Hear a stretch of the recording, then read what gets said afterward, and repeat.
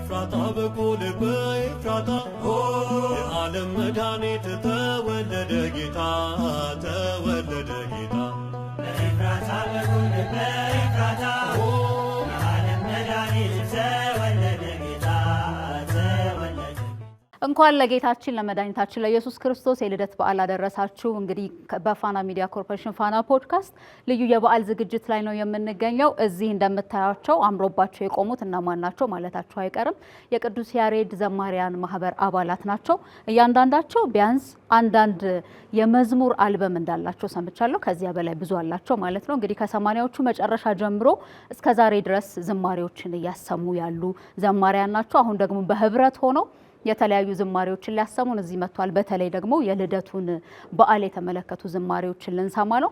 ስቱዲዮ እንግዳ ጋብዣለሁ። እንግዳችን ማን ናቸው? እዚህ የመጀመሪያውን ዝማሬ ከሰማን በኋላ ማንነታቸውን እንተዋወቃለን። ከዚያ ደግሞ ከእንግዳችን ቆይታ መሀል ላይ እነኚህ በጣም የምንወዳቸው ዘማሪያን የሚያሰሙትን የልደት ዝማሬ እየሰማን ቆይታ እናደርጋለን። አብራችሁን ስለምትሆኑ በጣም እናመሰግናለን። በነገራችሁ ላይ እነኚህ ዘማሪያን የደቂቅ ያሬድ የተሰኘ የዩቲዩብ ቻናል አላቸው። ስለዚህ በቻናላቸው እየገባችሁ መዝሙራቱን መከታተል ማድመጥ ትችላላችሁ። ከዚህ ባለፈ ደግሞ የዩቲዩብ ቻናላቸውንም ሰብስክራይብ አድርጉ አይደል? ሰብስክራይብ አድርጉላቸው። አብረውን ይቆያሉ። አብራችሁን ስለምትሆኑ ግን በጣም እናመሰግናችኋለን። ደስ ብሎናል። ሳራ መኮንን ከመላው ስቱዲዮ ባለሙያዎች ጋር አብሬያችሁ ቆያለሁ። መልካም በዓል እንዲሆንላችሁ እመኛለሁ።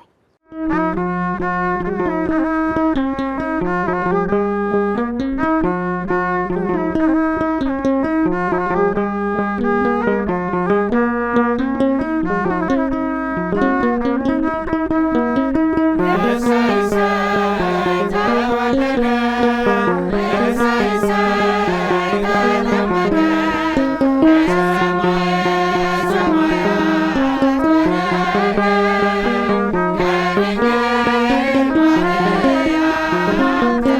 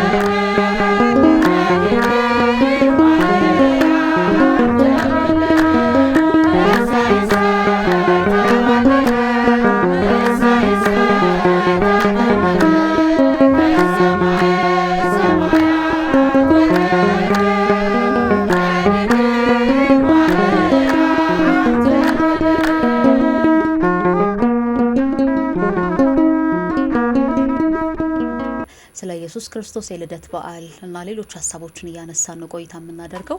በኢትዮጵያ ኦርቶዶክስ ተዋሕዶ ቤተክርስቲያን መምህር ናቸው። የዛሬ እንግዳችን መምህር ዲያቆን ዘላለም ታዬ ይሰኛሉ። ከእሳቸው ጋር ቆይታ እናደርጋለን። በእርግጥ በተለያየ አጋጣሚ በማህበራዊ ትስስር ገጾችና በሌሎች እሳቸውን ታውቋቸዋላችሁ። ዛሬ የፖድካስት እንግዳችን ሆነዋል። አብራችሁን ስለምትሆኑ በጣም እናመሰግናለን። እንቀጥላለን።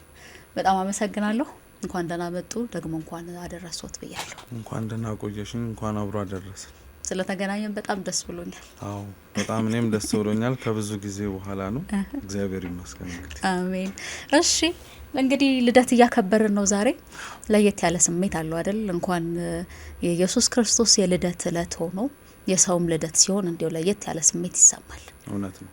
ምንድነው እርሶ በልደት የሚሰማዎት? እሱን እናስቀድም። ያው እንግዲህ እንዳልሹ ነው። ልደት በጣም ትልቅ ትርጉም አለው። በትንሹ እንኳን የአንዳንዶቻችን ልደት አመት እየጠበቀ ነው አይደለም የሚከበረው። ያቺን ቀን አስታውሰንና ይሄ ልደት አመት ሳይሆን በጣም ብዙ አመታት የተጠበቀ ልደት ነው። ስለዚህ እሱ ራሱ ትልቅ ትርጉም አለው። ሁለተኛ የተወለደው እኛ እንደምንወለደው አይነት ውልደት ወይንም ደግሞ እንደ ሰው አይነት ሳይሆን አምላካችን ነው ተወለደ ብለን ደግሞ የምናከብረው። እሱም ትልቅ ትርጉም አለው። ሶስተኛው ጾመን ነው እንግዲህ ደግሞ የምናከብረው። ስለዚህ ከ40 ቀን በላይ ቆይተናል። ይሄንን ልደት ለማክበር ቅድመ ዝግጅቶች ነበሩን። ስለዚህ እነዛ ቅድመ ዝግጅቶች በሙሉ ማብቂያቸው ማገባደጃቸው ደግሞ ቤተክርስቲያናችን የክርስቶስ ልደት በማብሰር ነውና ይሄ ሁሉ ስሜቶች ተደራርበው ደስታው፣ ናፍቆቱ ከዚህም በኋላ ደግሞ ያለው ዘመንም በቤተክርስቲያናችን ዘመን አስተርእዮ የሚባለው የመገለጥ ዘመን ነው። ተደራራቢ በዓላት ነው። ልደትን አክብረን የተወሰኑ ቀናት በኋላ ጥምቀት እንላለን። ከዛ ቃና ዘገሊላ እያልን እቺ በተለይ ወረሃ ታህሳስ መጨረሻውንና እስከ ጥር ማብቂያው ድረስ ያሉት ወቅታቶች በሙሉ የመገለጥ ዘመን ነውና እንግዲህ እኛም ይኸው ተገልጠናል በደስታ። ደስ ይላል። የእርሶ ልማድ ምንድነው? ልደቱን በምን መልኩ ነው የሚያሳልፉት? ያው እንደ ማንኛውም የኢትዮጵያ ኦርቶዶክስ ተዋሕዶ አማኝ በዓሉን ቤተክርስቲያን ነው የምናሳልፈው። ቤተክርስቲያን በዓላቶቿን ስታከብር አብዛኛውን ጊዜ በዓሉ የሚጀምረው ከዋዜማ ነው። ዋዜማው ላይ ከከሰዓት ወይም ደግሞ እንደ በዓሉ አከባበር ከጠዋትም አንስቶ ማህሌት ይቆማል፣ ምስጋና ይደረሳል። ከዛም በኋላ ደግሞ የሌሊቱ ክፍለ ጊዜ ላይ ነው ብዙ ጊዜ ላይ የትንሳኤ የልደት ምእመናንም ያውቁታል። ቅዳሴው ሌሊት ነው የሚሆነው። ስለዚህ ክርስቶስም የተወለደባትን ያቺን ምሽትና የጨለማውን ዘመን በማሰብ ብርሃንን ስለምታበስር ቤተክርስቲያን ሌሊት ደግሞ በቅዳሴው ሁሉም ከምእመናን ጋር አብረን ማስቀደስ ነው። እንግዲህ እግዚአብሔር ከፈቀደ ደግሞ ቅዱስ ቁርባን ተቀብሎ አክብሮ በዓሉን ጨርሶ መውጣት ነው። ያ ነው ልማዱ በየአመቱ የሚሆነው። እሺ ወጣትነት ደግሞ አገልግሎት የፈተና ጊዜ አይደል? የወጣትነት ጊዜ ግን በአገልግሎት መሰማራት ደግሞ የተለየ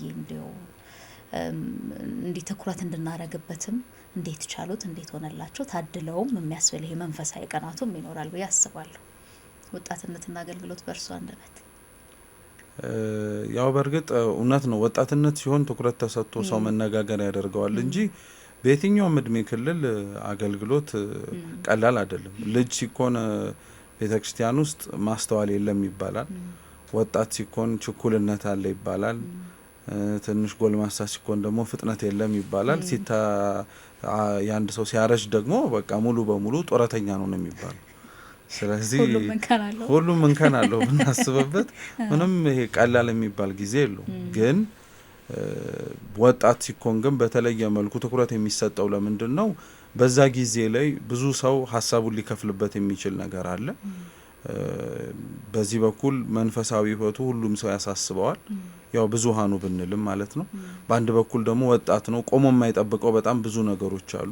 እድሜ አለ፣ ጉልበት አለ፣ አቅም አለ፣ ጊዜ አለ፣ ህይወት አለ። ስለዚህ እነዛ ነገሮች በሙሉ ከግንዛቤ ውስጥ ስለሚገቡ ብዙ ሰው ያው ወጣትነትን ሌላው ነገር ላይ ትኩረት ሰጥቶ በኋላ ላይ እቺኛው እንኳን ሊል ይችላል። ግን እንደ መታደል ሆኖ ያው ያደግነው ቤተክርስቲያን ውስጥ ስለሆነ በሰንበት ትምህርት ቤትም ጨምሮ ነገሮችን እንዴት አድርገን ማለፍ እንደምንችል በተወሰነ መልኩ እየተነገረን እያስተማሩን ስላደግን ያው ከባድ አይደለም አንልም። ግን እንግዲህ መውጫ ቀዳዳውን የነሱ ትምህርትና እግዚአብሔር ደግሞ ስለሚያስተካክለው በዛ መንገድ እስካሁን ድረስ አለን። ከባባድ ነገሮች ይኖሩታል። እንደማንኛውም ሰው ለነገሮች መሳብ ለነገሮች ትኩረት ሰጥቶ ከማድረግ ይልቅ ቆይ እስኪ የማለት ነገር ግን የተሰማራንበት ወይም ደግሞ ያለንበት ደግሞ የቤተክርስቲያን አገልግሎት ደግሞ ለነገ የሚባል አይደለም። ስለዚህ አንደኛውም ጭብጡም ውስጣችንን እንዲገዛውን ቤተክርስቲያን የምትነግረንም ነገር ቢኖር ለነገ የምንጨነቀው ምንም አይነት ነገር ካለ ዛሬ ላይ ነው ማፍሰስ ያለብንና ከሞት በኋላ ህይወት አለ ብሎ ለሚያምን ሰው ደግሞ እቺ የምታልፈዋን ጊዜ በሚችለው በአቅሙ የሚችለውን ነገር ማድረግ ካለበት አድርጎ ማለፉ የተሻለ ነው ይባላል። ግን ያው ብዙ ማለት የማይቻለው ፍጻሜያችንን ያሳምረው ለማለት ነው። ዛሬ እዚህ ተገኝተን ነገ ነገራችን ስለማይታወቅ ሰው ደካማ ስለሆነ በወጣትነት እንዲህ ከተገኘን ለጉል ምስል ነው ደግሞ ያው በጸሎት አስቡን። አዎ እንዲው ዛሬ ባለንበት እናውጋ እንዴት ያለ ጥንካሬ ይሆን የሚለው ነው እንጂ ፍጻሜውን ግን ያሳምረው ፈጣሪ ነው። እውነት ነው። ከዛ በላይማ ምን ይባላል? ለሰውም ጥንካሬው አይደለ ብዙ ጊዜ ለሚታየው በጣም በርግጥ እግዚአብሔርም ቸር አምላክ ስለሆነ ነው። እውነት ለመናገር ድክመታችንን የሁላችንንም አውጥቶ ስላላሰጣን ነው እንጂ ጥንካሬያችን ያን ያክል ጎልቶ ድክመት የሌለብን እስኪመስል ድረስ የምንታይ ሆነን አይደለም። ግን አንዱ የእግዚአብሔር ቸርነት የሚባለው እሱን እርስ በእርስ ተያይተን ድክመቶቻችንን እንድናይ ወይንም ደግሞ ክፋታችንን እንድንመዛዘን ራሱ በር ያን ያክል አይከፈትልንም። በተቻለ አቅም እያንዳንዱ ሰው የራሱ ላይ ትኩረት እንዲያደርግ ራሱን ማሳደጉን ከፈጣሪው ጋር ያለውን ትስስር ማጠንከሩን በዛ ውስጥ ሌላውንም ጭምር ስለሚጠቅም ማለት ነውና ድክመቶቻችንን ብዙ ያው ሌላ ጊዜ ላይ እንማማርበት ይሆናል። ወጣቱ ነው አንቱ መባል አለ። አሁን ላይ እንዲው ስራውም ልማዱም ሆኖ አንቱ ነው እያልኩ የጀመርኩትና የሚያይ ሰው ደግሞ የእውነትሽን ነው አሁን ካንቺ እድሜ ብዙ በልጠው ነው እንዳልባል ዲያቆኑ እያለን እንቀጥል ወይስ አንቱ ይሻላል? በፍጹም አንተ ጥሩ ነው እንደው ኧረ እንደዛ ልበል። የተከበሩ ሰዎች በነገራችን ላይ ብዙ ጊዜ ላይ አንቱ መባል ያው የሀገራችን ባህል ስለሆነ ነው። ግን አንተ ብሎ መናገርም የቅርበት ነው እንጂ ይሄ ካለበት ደረጃ ሌላውንም ሰው ወይንም ደግሞ ሁኔታውን ዝቅ ለማድረግ አይደለምና ድሮ ላይ ሲነገር እንደምንሰማው ራሱ አንዳንድ የቤተ ክርስቲያን ውስጥ ያሉ በጣም የተማሩ ሰዎች ራሱ ከታወቀው ከቤተ ክርስቲያን የመጠሪያ ማዕረግ ስያሜያቸው ራሱ አቶን ይመርጡ ነበር። አቶ ራሱ ትልቅ የመጽሐፍት ትርጓሜ ቤት ውስጥ ያሉ ሰዎች የሚጠሩበት የክብር ስም ነበር። ስለዚህ ደግሞ አቶ በይኝ ማለት አይደለም አንተ በይኝ ለማለት አንተን በይ። እሺ ስለዚህ እንደተባለው እኮ ነው። አሁን እኔ የሰፈር ላይ ያሳደጉን ትልልቅ ሰዎች አንቱ እያለን እንጠራቸው የነበሩ እንዴ አሳድገን አንቱ መባል አለብን እናትሽን አንቱ ነው የምትያት ተብዬ አውቃለሁ። ግን ያው አክብሮቱም ነው እንጂ ማራቅም አይደለም። ግን ደግሞ አንዳንዱ ሰው አንተ ሲባል እኔ አሁን አንቺን አልወልድም ለማለት ፈልገሽ ነው የሚመጣል። ለዛ ብዬ ነው ለማንኛውም አንተ እያልኩ ቀጥላለሁ። እሺ በጣም ነው የማመሰግነው። የእውነትም ቀለል ይላል መሰለኝ። እሺ ልደቱ ላይ ሆነን እንግዲህ ኢየሱስ ክርስቶስ መጽሐፍም እንደነገረን መጽሐፍ ቅዱስ ትንቢት ይፈጸም ዘንድ ተወለደ እና ደግሞ ዓላማ አለው ሲወለድ ፍቅር ነው ወደዚህ ምድር ያመጣው እና ለፍቅር የተከፈለ መስዋዕትነት አለ። ግን የተከፈለልንን መስዋዕትነት የእውነት እንደው እየቆጠር ነው ስንል በብዙ መልኩ ጥያቄ ይነሳል እና ይሄንን አለመጠየቅ አልችልም። በዚህ ጋር ሆኜ ውለታም መካድ እንዳይሆን ብዬ ነው። እውነት ነው። የጌታችን ልደት እውነት ለመናገር ልደት ነው ብቻ ብለን የምናልፈው አንድ ቀን አይደለም። መጀመሪያ የምንጠይቀው ለምን ተወለደ ነው ብለን የምንጠይቀው። ብዙ ምክንያት አለው እውነት ለመናገር ትንቢተ ነቢያትን ለመፈጸም ትላለች ቤተክርስቲያናችን። ከዛ ባለፈ ደግሞ አምላክ ባይወለድ ኖሮ ሊከናወኑ የማይችሉ ነገሮች አሉ። እሱና እሱ ብቻ ካልሆነ ማለት ነው። እነዛንም ነገሮች መሞላት ነበረባቸው ለድህነት ብለን ቤተክርስቲያን ውስጥ ባጭሩን ገልጸዋል። ሶስተኛው ግን ማስተላለፍ የፈለገው ትምህርት ስላለ ነው። እግዚአብሔር በነገራችን ላይ ለሰው ያለው ፍቅር ምናልባት ሰዎች ተጨምቀንና ተሰብስበን የምናፈቅረው ፍቅር ጋር በፍጹም እኩል ሊሆንም አይችልም። ምክንያቱም የእግዚአብሔር ፍቅር አንደኛ አድሎ የለበት። ለምሳሌ አንቺን በዚህ ባለሽበት መስሪያ ቤት ውስጥ በጣም የምትወጂው ሰው ማን ነው ብለሽ የምትጠቅሺው ሰው አለ። ከሱስ የበለጠ የምትወጂው ሰው ብለሽ አሁንም መጥቀስ ትቻለሽ። እሺ ከነዛ ሁሉ ብለሽም አሁንም መጥቀስ ትቻለሽ። እና ለፍቅርሽ በሌላ አማርኛ አንጻራዊነት አለ፣ ካንዱ ሌላውን የምታስበልጭበት ማለት ነው። እግዚአብሔር የሚገርምሽ የፈጠረውን የእጆቹን ስራዎች በሙሉ በተለይ ሰው ልጆች ደግሞ ሲሆኑ ሁሉንም የሚወዳቸው። ምናልባት አሁን እኔና አንቺ እንኳን እወደዋለሁ ግን ብለን የምናፈርስበት የሆነ ሰው አለ፣ ለሱ እንደዛ ብሎ ነገር የለም።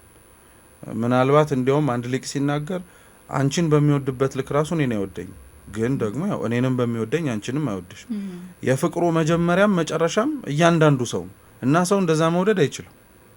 በጣም ከባድ ነው። ምክንያቱም አንቺ የሆነን ሰው የፍቅሬ መጀመሪያም ነው መጨረሻም ነው ብትይ የሆነ ሌላ ሰው የፍቅርሽ መጀመሪያም መጨረሻም ሆኖ ኢንኮንቴንሽን ለንጽጽር ሊቀርብ ይችላል።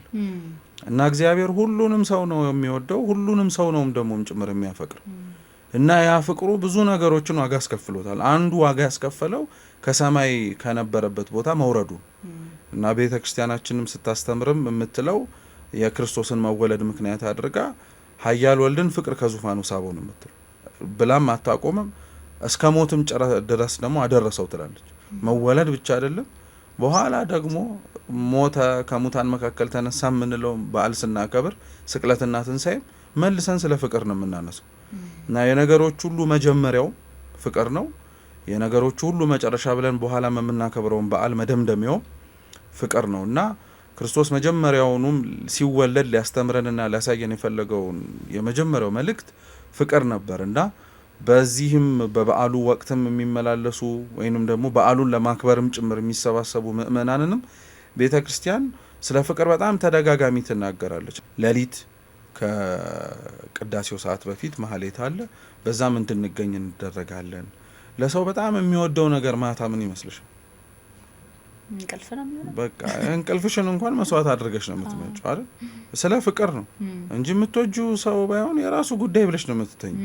እኔ ምን አገባኝ ነው የምትዩ። እና ነቅተን መጠበቃችን ራሱ የፍቅር መገለጫ ነው። እንደው ትንሽ ስለምናደርጋት እኛ ነው እንጂ ለእግዚአብሔር እያንዳንዱ የምናደርጋት ጥቂቷም ነገርም ጭምር ለሱ ዋጋ አላት። ያው የሰውን ማትረፍና የማዳን ስለሆነ አላማው ማለት ነው። እና ለፍቅር ተብሎ ምእመኑ በሙሉ የተዘጋጀው የበረታው በቅዳሴው ተሳትፎ የቅዱስ ቁርባን ምስጢርን ይሳተፋል። ያልበረታው ግን ቢያንስ እንኳን እንቅልፉን መስዋዕት አድርጎ ቆሞ ያስቀድሳል። እና ኦልቲሜት የመጨረሻው የፍቅር መገለጫ ግን ለልደት ምንድን ነው ቢባል በአንድ ምናልባት አገላለጽ እናስቀምጠው ብንል በቤተክርስቲያናችን ውስጥ አረጋዊ መንፈሳዊ የሚባል መጽሐፍም አለ። የመጽሐፉም ጸሐፊም አረጋዊ መንፈሳዊ ነው የሚባል ከመጽሐፈ መነኮሳት መካከል አንዱ ነው። ምን ይላል? አምላክ ሰው የሆነው ሰው አምላክ መሆን እንዲችል ነው ይላል። ያው አምላክ ማለት በነገራችን ላይ ብዙ ሰው የሚመስለው በቃ ይሄ የበላዩን አካል ብቻ ይመስለዋል። ግን አምላክ የቃሉ ትርጉም አንዱ እሱን ለመግለጥ የምንጠቀምበት ቢሆንም መነሻ አቻ ትርጉሙ ግን መለከ ከሚለው የግዕዝ ግስ ነው የወጣው፣ ገዢ ማለት ነው። እና ገዢ የሆነው አምላክ ሰው የሆነው ወይም ተገዢ የሆነው የሰው ልጅ ገዢ መሆን የሚችልበትን ጸጋና ሀብት ማግኘት እንዲችል። ስለዚህ በዛች በልደት ወቅትና ሰሞናት ውስጥ በተገዢነት ውስጥ የምናገኘው የገዢነት ጸጋ አለ። እሱም ፍቅር ነው። ለእግዚአብሔር በምንበረከክበት ለፍቅሩ በምንገዛበት ልክ ለሱ ለፍቅሩ የተገዙ ምንም አይነት ነገሮች የኛ ሆኖ መልሰው የምንገዛቸው ነገሮች ወደ መሆን ይለወጣሉ፣ ይስተካከላሉ። እና ኦልቲሜት የሆነውም የመጨረሻውም አላማችንም የሚሆነው በክርስቶስ ልደት ውስጥ እኛም ድጋሚ የምንወለድበትንም ጸጋ በፍቅር በሰላም በደስታ ውስጥ ያለውን የእርቅ ስምምነትንም ጭምር ማንጸባረቅ እንድንችል ይነገራል። እና ፍቅር ግን ከሁሉም በላይ በጣም ጎልቶ በጣም ቦታ ተሰጥቶትም ጭምር ይሰበካል። በአብዛኛው በሚነገርበት ልክ ግን መሬት ላይ ወርደሽ ስትመለከችው ግን ከሚነገርበት አንጻር ጎድሎ እንዲያውም ደግሞ ምናልባት እንጥፍጣፊን የሚባለው የተወሰኑና ጥቂት የሆነ ቦታዎች ላይ ካልሆነ በስፋት ሲነገርና ሲከወን አናየው። እና ያ አንደኛው እውነት ነው። ምንም አይነት ነገር የሚነገረው መደረግ እንዲችል እንጂ መደረግ የሚችለውን ነገር በመናገር ብቻ በሽፋን ውስጥ በዛ ነገር ተገባዶ ወይም ደግሞ አልቆ እንዲቀመጥ አይደለም። እና አንደኛው በፍቅር እንዳንኖር በቋሚነት ያደረገን ነገር ቢኖር ልክ ነው፣ ስለ ፍቅር ባወራንበት ልክ መስራት በተግባር ደግሞ የምናደርጋቸው ነገሮች አናሳ ሆኖ መገኘታቸው ነው። ሁለተኛው በምንነገርበትና በምንማርበት ልክ ስለ ተማርነው ነገር መሬት ላይ በጣም በተጨባጭነት ደረጃ ሊገኝ የማይችለው ነገር ደግሞ ያው የማን ፍቃው ነገር ቢኖር ፈተና ነው። ፍቅር ባለበት ዓለም ላይ ጥላቻም እንዳለ መዘንጋት የለብን እና የጥላቻ ምልክት የሆነ ነገር ሰው ለፍቅር አድርጎ ሲገልጠው ግራ እንደሚያጋባን ሁሉ እንደዛ ሁሉ ስለ ፍቅር በሚነገርባቸው በየትኛውም ቦታዎች ላይ ጥላቻንም እንደዛ የሚሰበክባቸው ጊዜያቶች አሉ። በቃ እንደ ፍቅር ማለት ነው። የክርስቶስም ዘመን ላይ በነበርንበት ወቅታቶች ላይ መጽሐፍ ቅዱሳችንም ተመሳሳይ ነገሮችን ያሳየን። ሰዎች እግዚአብሔርን እንወደዋለን በሚል ሽፋን ውስጥ የሚያሳዩቸው የክፋት ስራዎች ነበሩና ራሱ አምላካችንም ይሄንን እኔን ስለማያውቁኝ ነው የሚያደርጉት፣ እኔን የጠቀሙኝ መስሏቸው ነው የሚያደርጉት እያለ ተደጋጋሚ ይናገር ነበርና ለፍቅር መኖር በጣም እየከበደን ያለው በአንጻሩ እንዳልኩት ሁለተኛ ስለ ጥላቻ ይነገራል። ጥላቻው ራሱ እንደ ፍቅርም ጭምር ሽፋን ተደርጎም ጭምር ስለሚቀመጥ፣ ሶስተኛው የሚነገረንን ፍቅር እውነት ለመናገር መሬትም ላይ ስለማናገኘው እና ተስፋ ያስቆርጣል። በጣም የሰማነውን እንዲህ አይነት ፍቅርም ጭምር አለ ተብሎ የተነገረንን ፍቅር መሬት ላይ ብዙ ሰው ፈልጎ ሲያጣው ፍቅር እንትን ይመስለዋል፣ ውሸት ይመስለዋል፣ ወይንም ደግሞ አፈታሪክ ልብ ወለድ። በተለይ ለዛ ነው ቤተክርስቲያን ራሱ ወይም ደግሞ በጥንቷ ጊዜ ላይ የነበሩ አባቶቻችን ፍቅርን ለሶስት ነው የሚከፍሉት ራሱ። የመጀመሪያው ፍቅር የእግዚአብሔር ፍቅር ነው፣ እስካሁን ያወራንበት እንበለው በጥቂቱ። ሁለተኛው ሰው ለሰው ያለው ፍቅር ወይንም ደግሞ ወንድ ለሴት ሴት ለወንድ ያላቸው ሮማንቲክ የሆነ ፍቅር ነው የምንለው እኛ ማለት ነው። ሶስተኛው የወንድማማቾች ፍቅር ነው ወይም እህትማማቾች ፍቅር ነው። በግንኙነት ወይም በፍቅርም ጭምር ወይንም ደግሞ በጋብቻ ላይ ተሳሰር የሚችል ግን ያለ ፍቅር ለወንድማችን ለእህታችን ያለው ማለት ነውና በሶስቱም በነገራችን ላይ ብዙ ሰው ብዙ ነገር ተብሏል፣ ሰምቷል። ወንድም ወንድሙን እንዴት እንደሚወደው፣ እህት እህቷ እንዴት እንደምትወዳት፣ ፍቅረኛሞች ያላቸው የፍቅር ጥልቀት እንዲያውም ስቦን ራሱ በልብ ወለድ በመጽሐፍት ስናነባቸው እንዲህ አይነት ፍቅር መሬት ላይ ይኖር ይሆን? እስካሁን ድረስ እኮ የነበዛብህን ፍቅር የሚፈልግ ሰው አለ። ፍቅር እስከ መቃብርን አንብቦ ማለት ነው። እና እንደነዚህ አይነት ፍቅሮች ሳይኖሩ ቀርቶ አይደለም። በነገራችን ላይ ጸሐፊው ከልቡ ወልዶ ከምናቡ አስቦ የጻፈው ታሪክ ብቻ ሳይሆን እውነት ነው መሬት ላይ አሉ። ግን ምን አይነት መሰለሽ እንደነዚህ አይነት ፍቅሮችን ፈልጎ ማግኘት ማለት ከብዙ የአውድማ የተወቃ የተከመረ ክምር ውስጥ መርፌ ሰንጥቆ እንደማውጣት ያክል በጣም ከባድ ነው የሚሆነው። ማለቱም ስናስበው እንከን አልባ የሆነ በፈተናዎች ውስጥ የሚጸና በብዙ መከራዎች ውስጥም ደግሞ እየጨመረ የሚመጣ ፍቅር ነውና ስንሰማው በጣም በምንደሰትበት ልክ እኛ ግን ፈልገን ልንሞክረው ወይንም ደግሞ እኛ ግን ፈልገን ልናገኘው ስንወጣ ግን አናገኘው እና አንዳንዱን ሰው በፍቅር ለመኖር የሚከብደው የተሰበከው መሬት ላይ ስለሌለ ነው ይላል። የተነገረው ስለታጣ ለምን መኖር እገደዳለሁ? ወይንም ደግሞ ፍቅርን ትርጉሙን መቀየር ነው የሚባል ወይም ሪዲፋይን ይደረጋል። ስለዚህ ይሄ የእነንትና ፍቅር ነው ማለት ነው። ይሄ ደግሞ እኔ እና ገሌ ወይም እኛ ያለን የፍቅር አይነት ነው እየተባለ ይለዋወጣል እና እያንዳንዱን እውነት ለመናገር ከዚህም ውጪን ዘርዘር ብንል እያንዳንዱ መዘርዘር ብንችል ችግሩን ለመዘርዘር የምናነሳው ነጥቦች መሆን ሳይሆን ያለባቸው መፍትሄዎቹ ምንድናቸው ብለን የምንፈልጋቸው ናቸው። ለምሳሌ አምላካችን በልደቱ እሱን ያደርጋል። ምናልባት አሁን ለምሳሌ ድምጹን ሰምተሽ በጣም የምታፈቅሪውን ሰው ፊቱን ለማየት በጣም አይደለም የምትናፍቂው። በተለምዶ ሰዎች ሲዋደዱ በስልክ የሚያወሩት የረጅም ጊዜ ቆይታቸው ገጽ ለገጽ ሳይተያዩ የሚያደርጓቸው የመልእክት መለዋወጦች በጣም ልብሽ ውስጥ የሆነ ትርጉም አላቸው እና መጥቶ አይቸው ድምጹን እንደሰማሁት ምን አይነት መልክ ይኖረው እንላለን አይደል?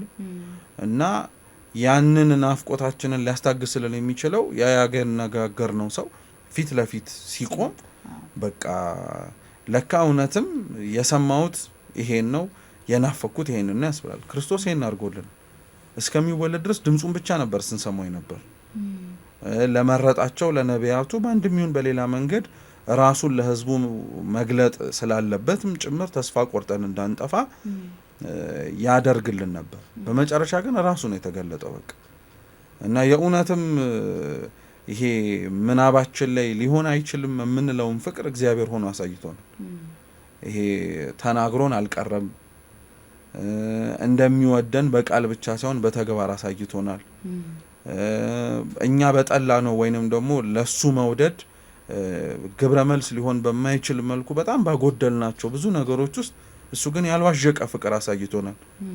አሁን ይሄን ፍቅር አይደለ ሁሉ ሰው የሆነ ኢማጂን የሚያደርገው እንደው ምናምን የሚለው በቃ ይሄን ፍቅር ክርስቶስ አሳይቶናል። ተወልዶም ጭምር ጀምሮም አመላክቶናል። እና እነዛን ነገሮች መልሰን እኛም ራሳችን ሪሊቭ ማድረግ ስንጀምር መኖር ስንጀምር ይሄ አጣነው ተሰብኮ መሬት ላይ ጠፋ የምንለውን ፍቅር እናየዋለን።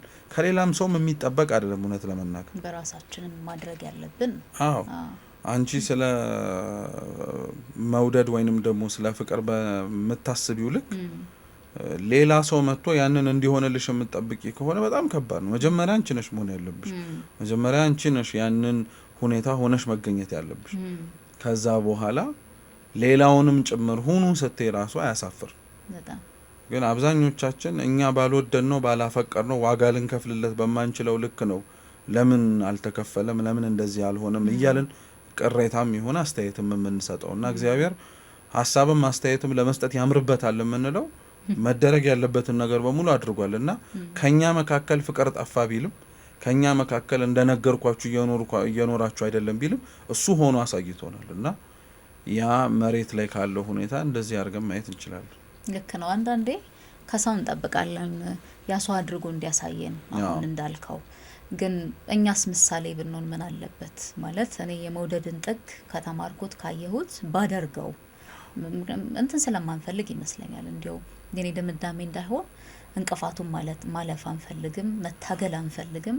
ዝም ብሎ ቀጥ ያለ መስመር ላይ መጓዝ ነው የምንፈልገው። እንደዛ ደግሞ አይሆንም፣ አይሰራም።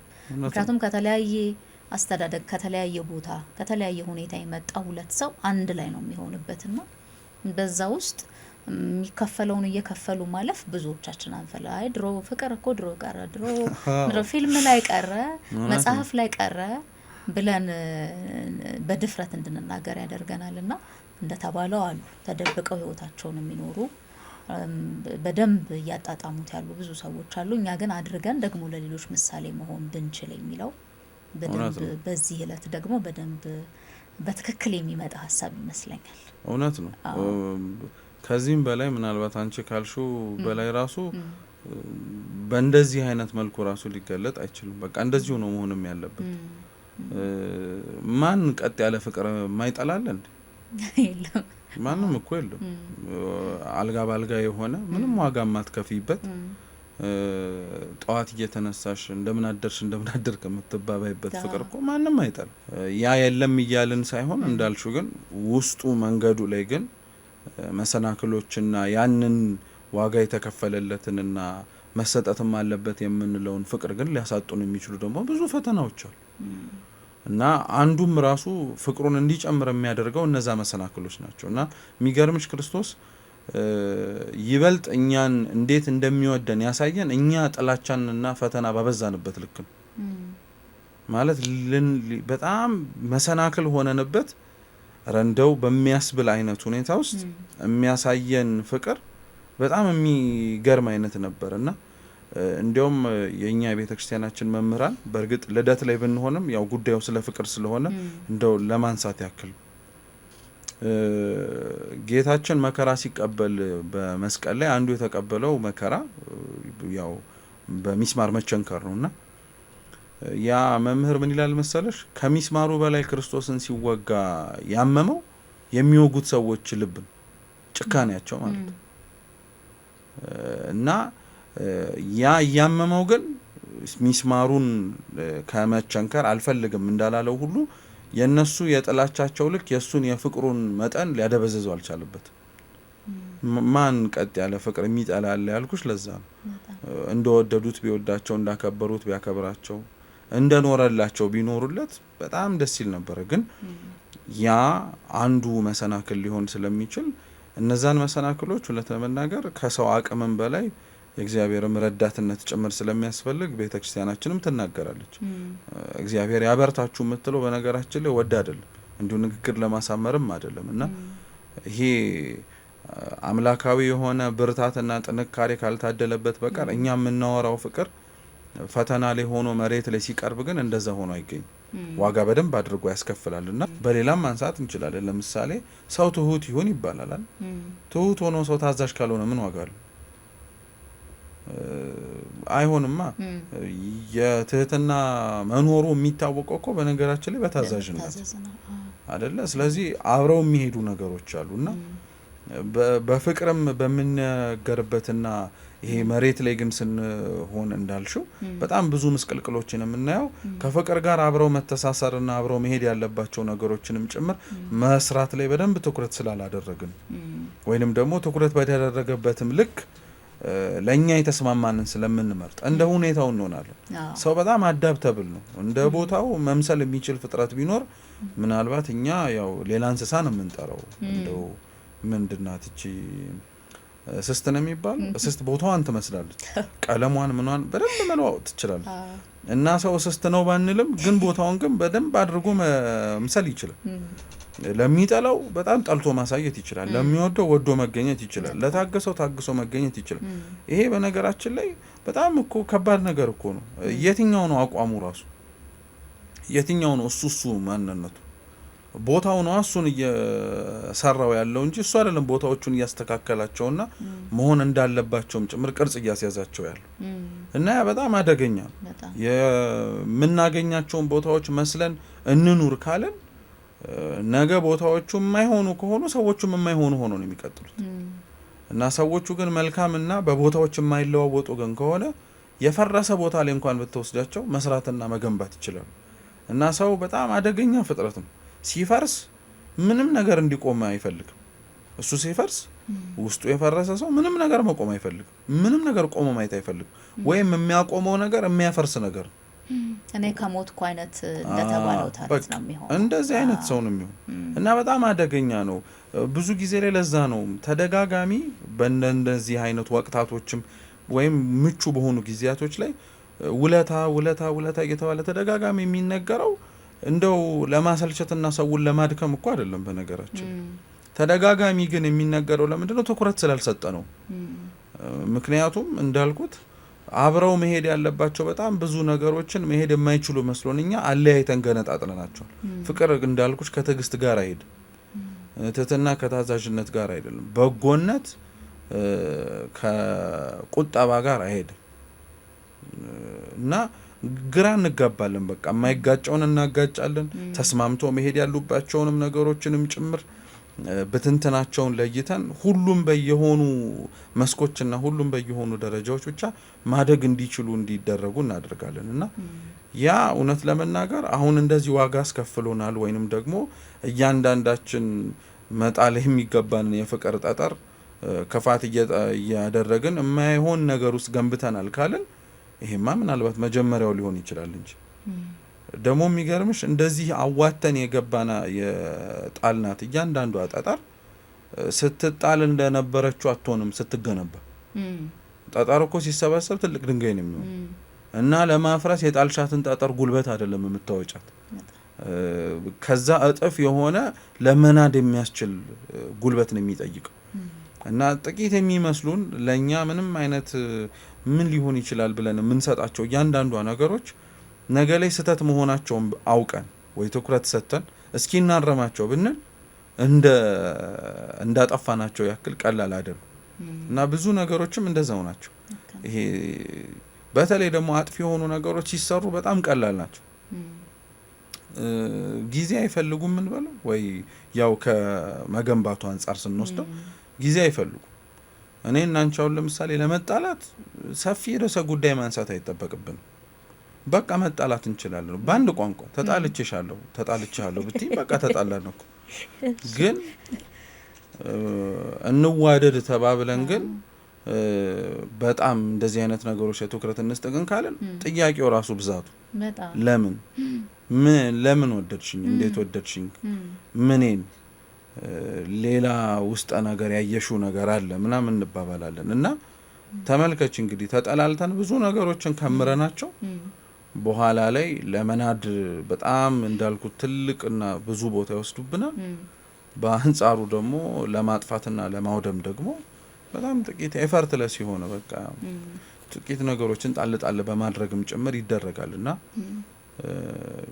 በተለይ ሁሉም ሰው በሚባል ደረጃ ይሄንን ቢያውቅ እመኛለሁ።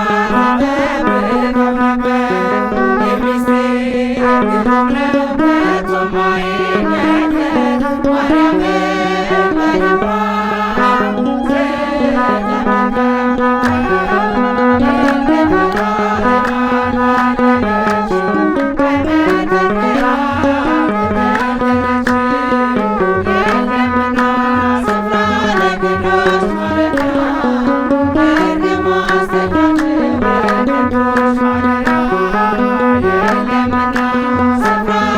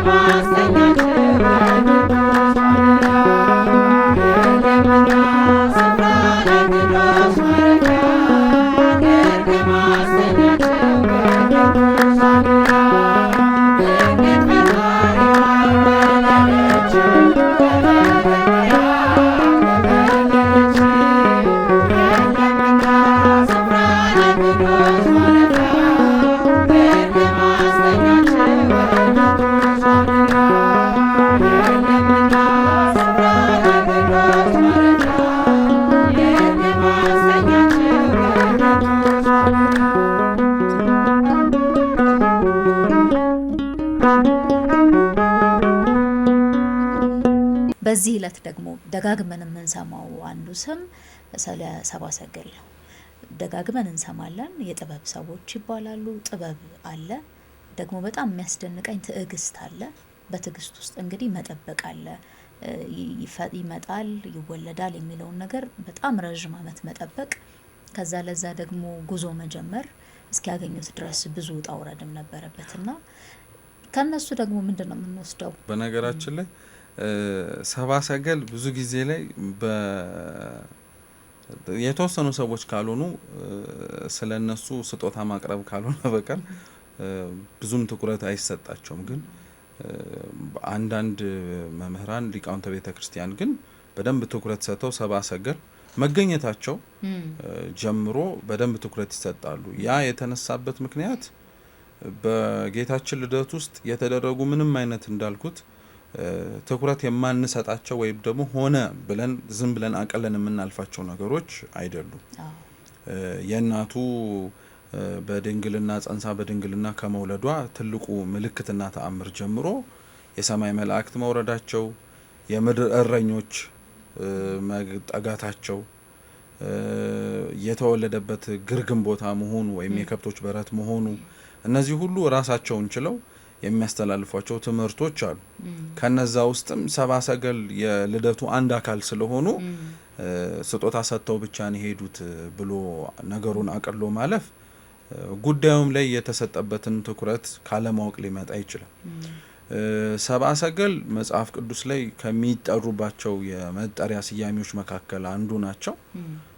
ሰብአ ሰገል አንዳንድ ሰው እንደውም በጣም ብዙ በሚባል ደረጃ ራሱ እንዲህ ሜንስትሪም የሆኑ ቦታዎች ላይ ራሱ ሰብአ ሰገልን አንዳንድ ሰው ሰብአ እንደው ቁጥሩ ሰባ አድርጎ ያስበውና ሰገል ሰዎች ነው።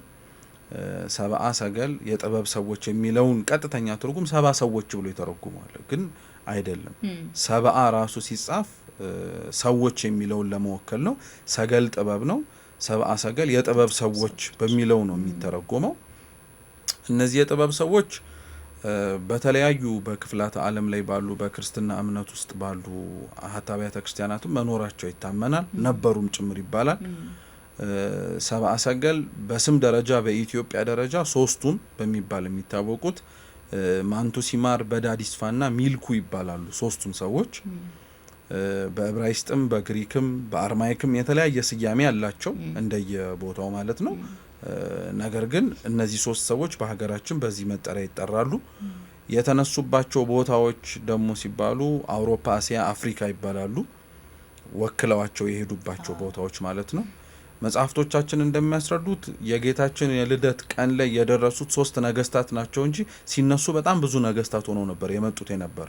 ከመጡባቸው ቦታዎች ላይ የክርስቶስን የመወለዱን ዜና ወይንም ደግሞ ወቅቱ እንደደረሰ አውቀው ተረድተው የመጡ ነገስታቶች ናቸው። ያንን በምን አወቁት?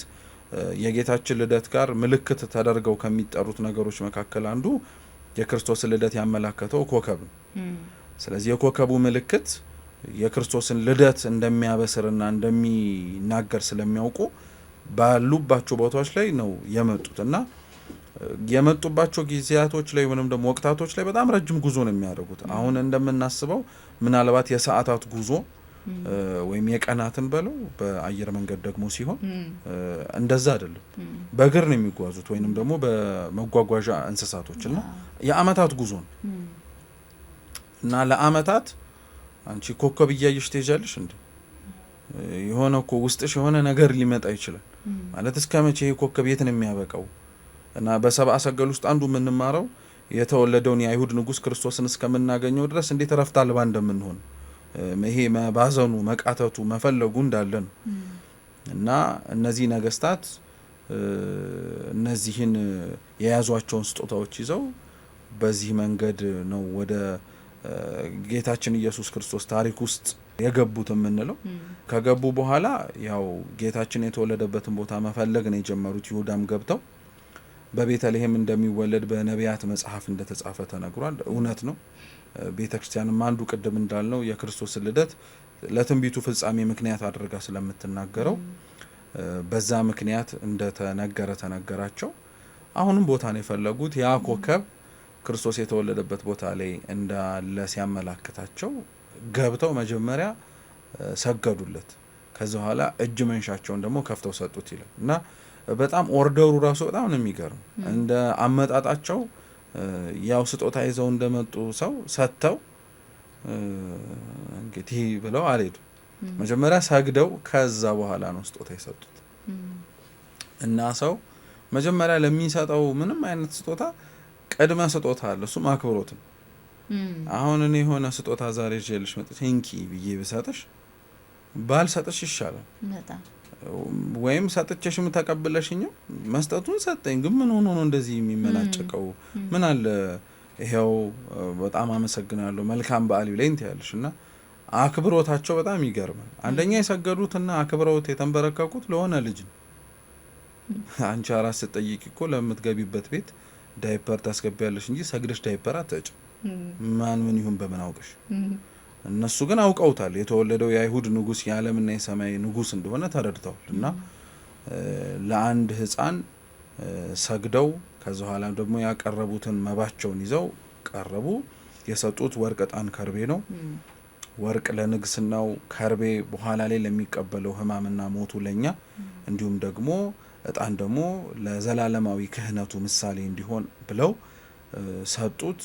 ያንን ስጦታ ጌታችን ኢየሱስ ክርስቶስ እንደ ልጅነቱ ያው እናቱ ናት ልትቀበልለት የምትችለው፣ እናቱ ተቀብላለታለች። እና ሰብአ ሰገል በጉዟቸው ትዕግስት ገብተው ንጉሱን ደግሞ በመጠየቃቸው ወይንም ደግሞ ሳይፈሩ ቆመው የታለ የፈለግ ነው ብሎ በመጠየቃቸው አምላክን የምትፈልግ ክርስቶስን የምትፈልግ ነፍስ ያላትን የመሻት የመቃተት ፍላጎት በኋላም ደግሞ ስጦታ መስጠታቸው ደግሞ ፈልገሽ ያገኘሽውን አምላክ መጨረሻ ላይ አገኘሁ ልትይው አይደለም ስጦታ ልትሰጪው።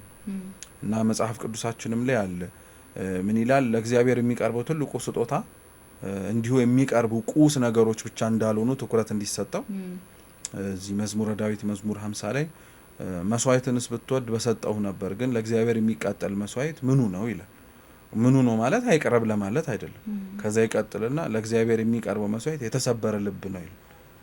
እና ለእግዚአብሔር የምትሰጪው የመጨረሻው ስጦታ ራስሽን፣ ሌላውማ በእጁ ነው። ቢያዘው ይታዘዛሉ። አሁን እኛ ነን ያስቸገረው። ነጻ ፈቃድ ሰጠን፣ ያው መብት አለን። ና ቢለን እምቢ፣ ሂድ ቢለን ለምን ምናምን ማለት ስለምንችል ማለት ነው። እና ሰብአ ሰገል ከስጦታቸው በላይ የሰጡት ትልቁ ስጦታ አብረው የተንበረከኩት የራሳቸውን ከጉልበታቸው ጋር ልባቸውን። ስለዚህ ሰብአ ሰገል በዛው ልክ ደግሞ ምን አይነት ትምህርት ያስተምሩናል? ለእግዚአብሔር ለልደቱ የሚቀርበው ትልቁ ስጦታ ራስን እንደሆነ ማመላከቻ አድርገው የሚያቀርቡ ናቸው ማለት ነው። ሌላው ሰብአ ሰገል የሚገርምሽ ልክ ስጦታቸውን አቅርበው ከጨረሱ በኋላ አልተመለሱም በመጡበት መንገድ። ያው የእግዚአብሔር መልአክ በሌላ መንገድ እንዲሄዱ አመላከታቸው ይላል። ምክንያቱም ሄሮድስ ቅድምም ንገሩኝ ልስገድለት ያለው ፈልጎት ሳይሆን በንጉስ ላይ ንጉስ አመጽ እንደሆነ ስለሚያውቀው ገሎ ለመገላገል እና በማያውቁት መንገድ ደግሞ እንደ አዲስ ሄዱና አባቶቻችን ምን ይላሉ? በመጡበት ሲመጡ የተወለደው የአይሁድ ንጉሥ የት አለ እያሉ አይደል የመጡት። ባልመጡበት መንገድ ሲሄዱ ግን አገኘ ነው ተወልዷል እያሉ ነው የሚሄዱት።